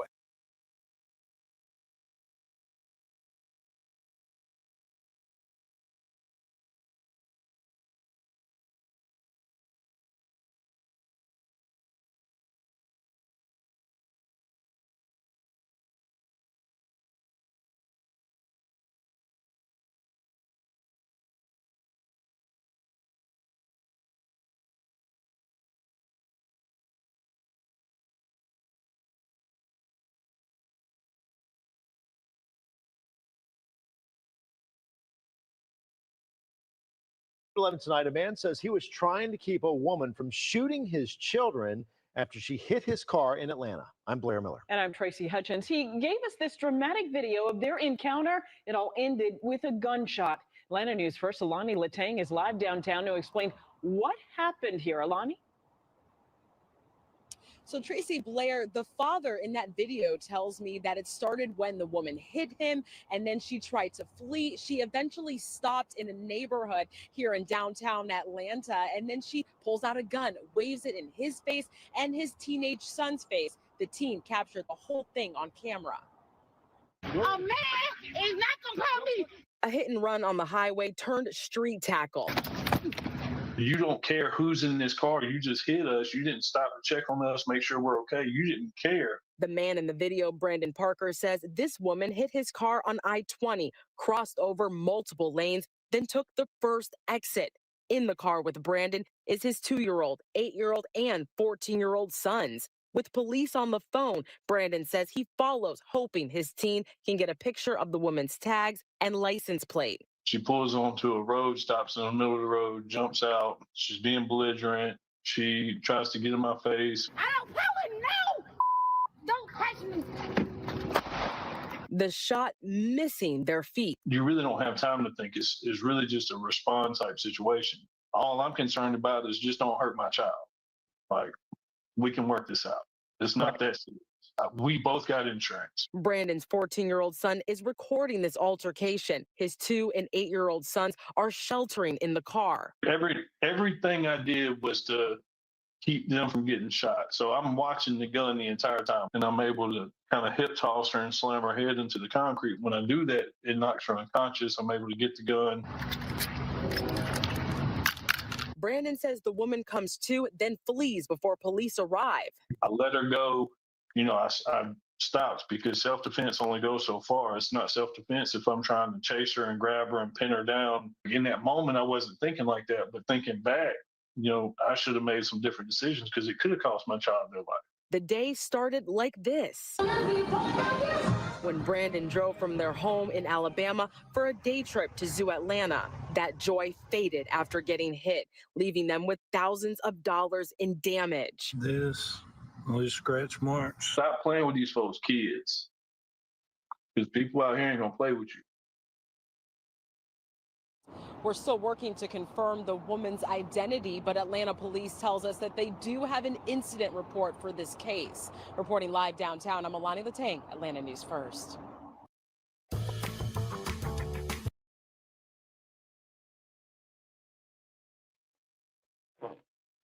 Hey, shout out to everybody who was on here tonight. I will be going live. I will be going live tomorrow. Mama Bear gonna always do it. I will be going live tomorrow. Dropping more content tomorrow. Make sure y'all there. Make sure y'all be safe though, man. Fuck all the bullshit, man. I'd rather y'all come back and hit me again, you know, than lose one of y'all, man. So no matter where you from, Chicago, East St. Louis, Champaign, Florida, California, Philly, Memphis, no matter where you from, man. If you live in bullshit, which is what crime-ridden areas, the trenches, whatever you want to call it, man.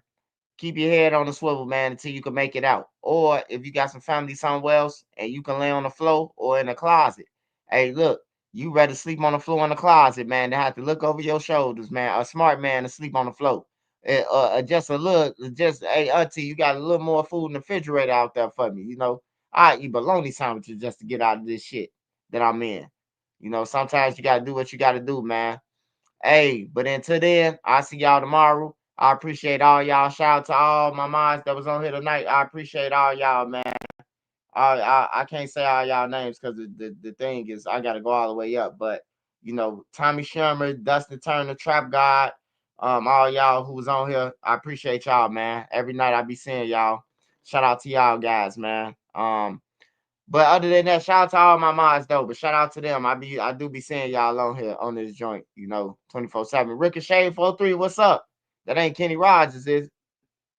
Giovanni, appreciate it, man. Shout out to Monique. Shout out to Monique. Shout out to Carlos Contrell. Shout out to everybody. Make sure y'all go and get life insurance too, man. Make sure y'all go and get life insurance. Shit getting real, man. Method Man Ed. Shout out Method Man Ed. Shout out Carlton Jones. Shout out to Carlton Jones, man. Mr. Carlton Jones. If I had $1, I wouldn't split it with you. Cause you did me wrong. And she did too. By Carlton Jones. Hey, shout out to Carlton Jones though, man. Gurko Bangs. Kirko Bangs a legend too, by the way. D Cutton, Pluto. Monique Moore. Shout out to Rich State of Mind. Shout out to 305 Dade County. Shout out to Tommy Shermer. Anthony Peterson. Donnie Soprano. TJ. Shout out to Osama 3. Shout out to Cuz 3D. Cuz 3D. Shout out to Cuz 3D, man. Kenny Fufu. Shout out Teflon Don too. I ain't been seeing him. He probably at war right now. But shout out Teflon Don, man. Hey, Teflon Don, you see this? Check in next time I'm on live, nephew. Let us know you good in the army, man. I know y'all over there bullshitting with Russia and all that shit. You know. Pancho, what's up? Shout out Pluto again. Shout out Casalogi. Kia. Sherm Newton. Tulupa. Topa. King Kung Kenny. 50 Murder Loke. 314. Shout out Explosive. Shout out the whole California, man. 50 Metal Oaks. Demarius. Shout out I'm Better 3 times. Shout out Lawrence Guy. Shout out King Newski. Hey, rest in peace to the guy family, man, who got killed today. Rest in peace to his family. No matter what he was doing, rest in peace to his family. And those the ones who choose to smoke on Lil Deuce. Hey, look, man, this all I can tell you, man. Somebody gonna be smoking on your ass when you die, man. So just make sure that Lil Deuce smoking. Just make sure you can take them in your lungs. Cause when a motherfucker you die, you gonna be in somebody's lungs, man. This shit ain't cool. This shit is corny, man. To be smoking on some dead people or even talking about some dead people in a negative way, man. Like disrespecting them. Like they can't defend themselves. Like you could talk about them and like the shit. That's called a story or history. But for you to be talking about some, I'm trying to hear he was a goofy is there that like that shit lame, man. But I'm up out of here, y'all.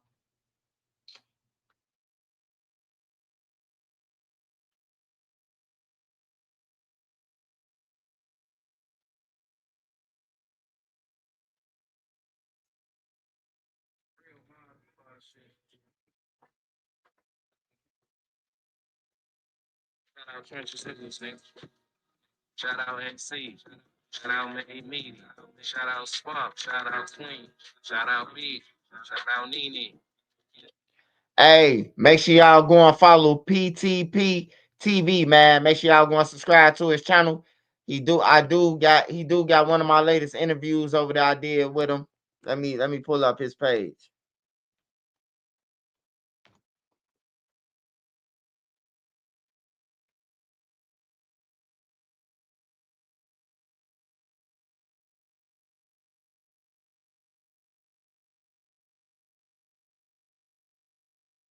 Maybe tomorrow. I'll pull it up tomorrow. I can't find it right now. Got the visuals, Queen Lotus. It's 126. Shorty smart as hell, gonna have you thinking about shit. Balance there on the busy on the down south shit. Shorty real as hell, she gonna tell you about your shit. She dropping videos, go subscribe to her shit. Sparks got the visuals of 99%. Made media out west, he a film mode nigga. Get that nigga bring a chick, I bet she feeling on that nigga. And shout out Savage Black, we gon' party on them niggas. Can't forget Nene, she catch bodies in the chat. It's that page finger real shit. Shorty gon' check, she gon' come back to the chat. Wipe his nose, see out the chat. Yeah, Uncle Swipe is the Miyagi to you niggas. You can call him Swipe at Jordan or whatever say you nigga. And to the ones that left, we ain't worried about shit.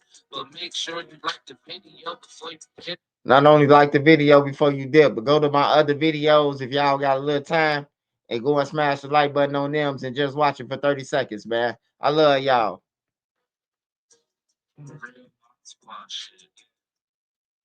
Real Mod Squad shit. Yeah. Real Mod Squad shit. Yeah. Make sure you like the video before you kill.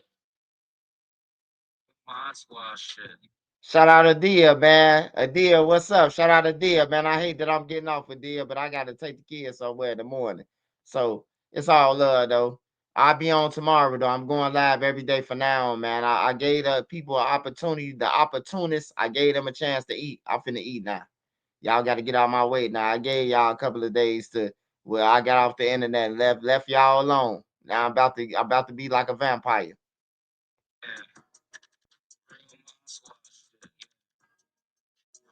Squad shit. Yeah. Make sure you like the video before you kill.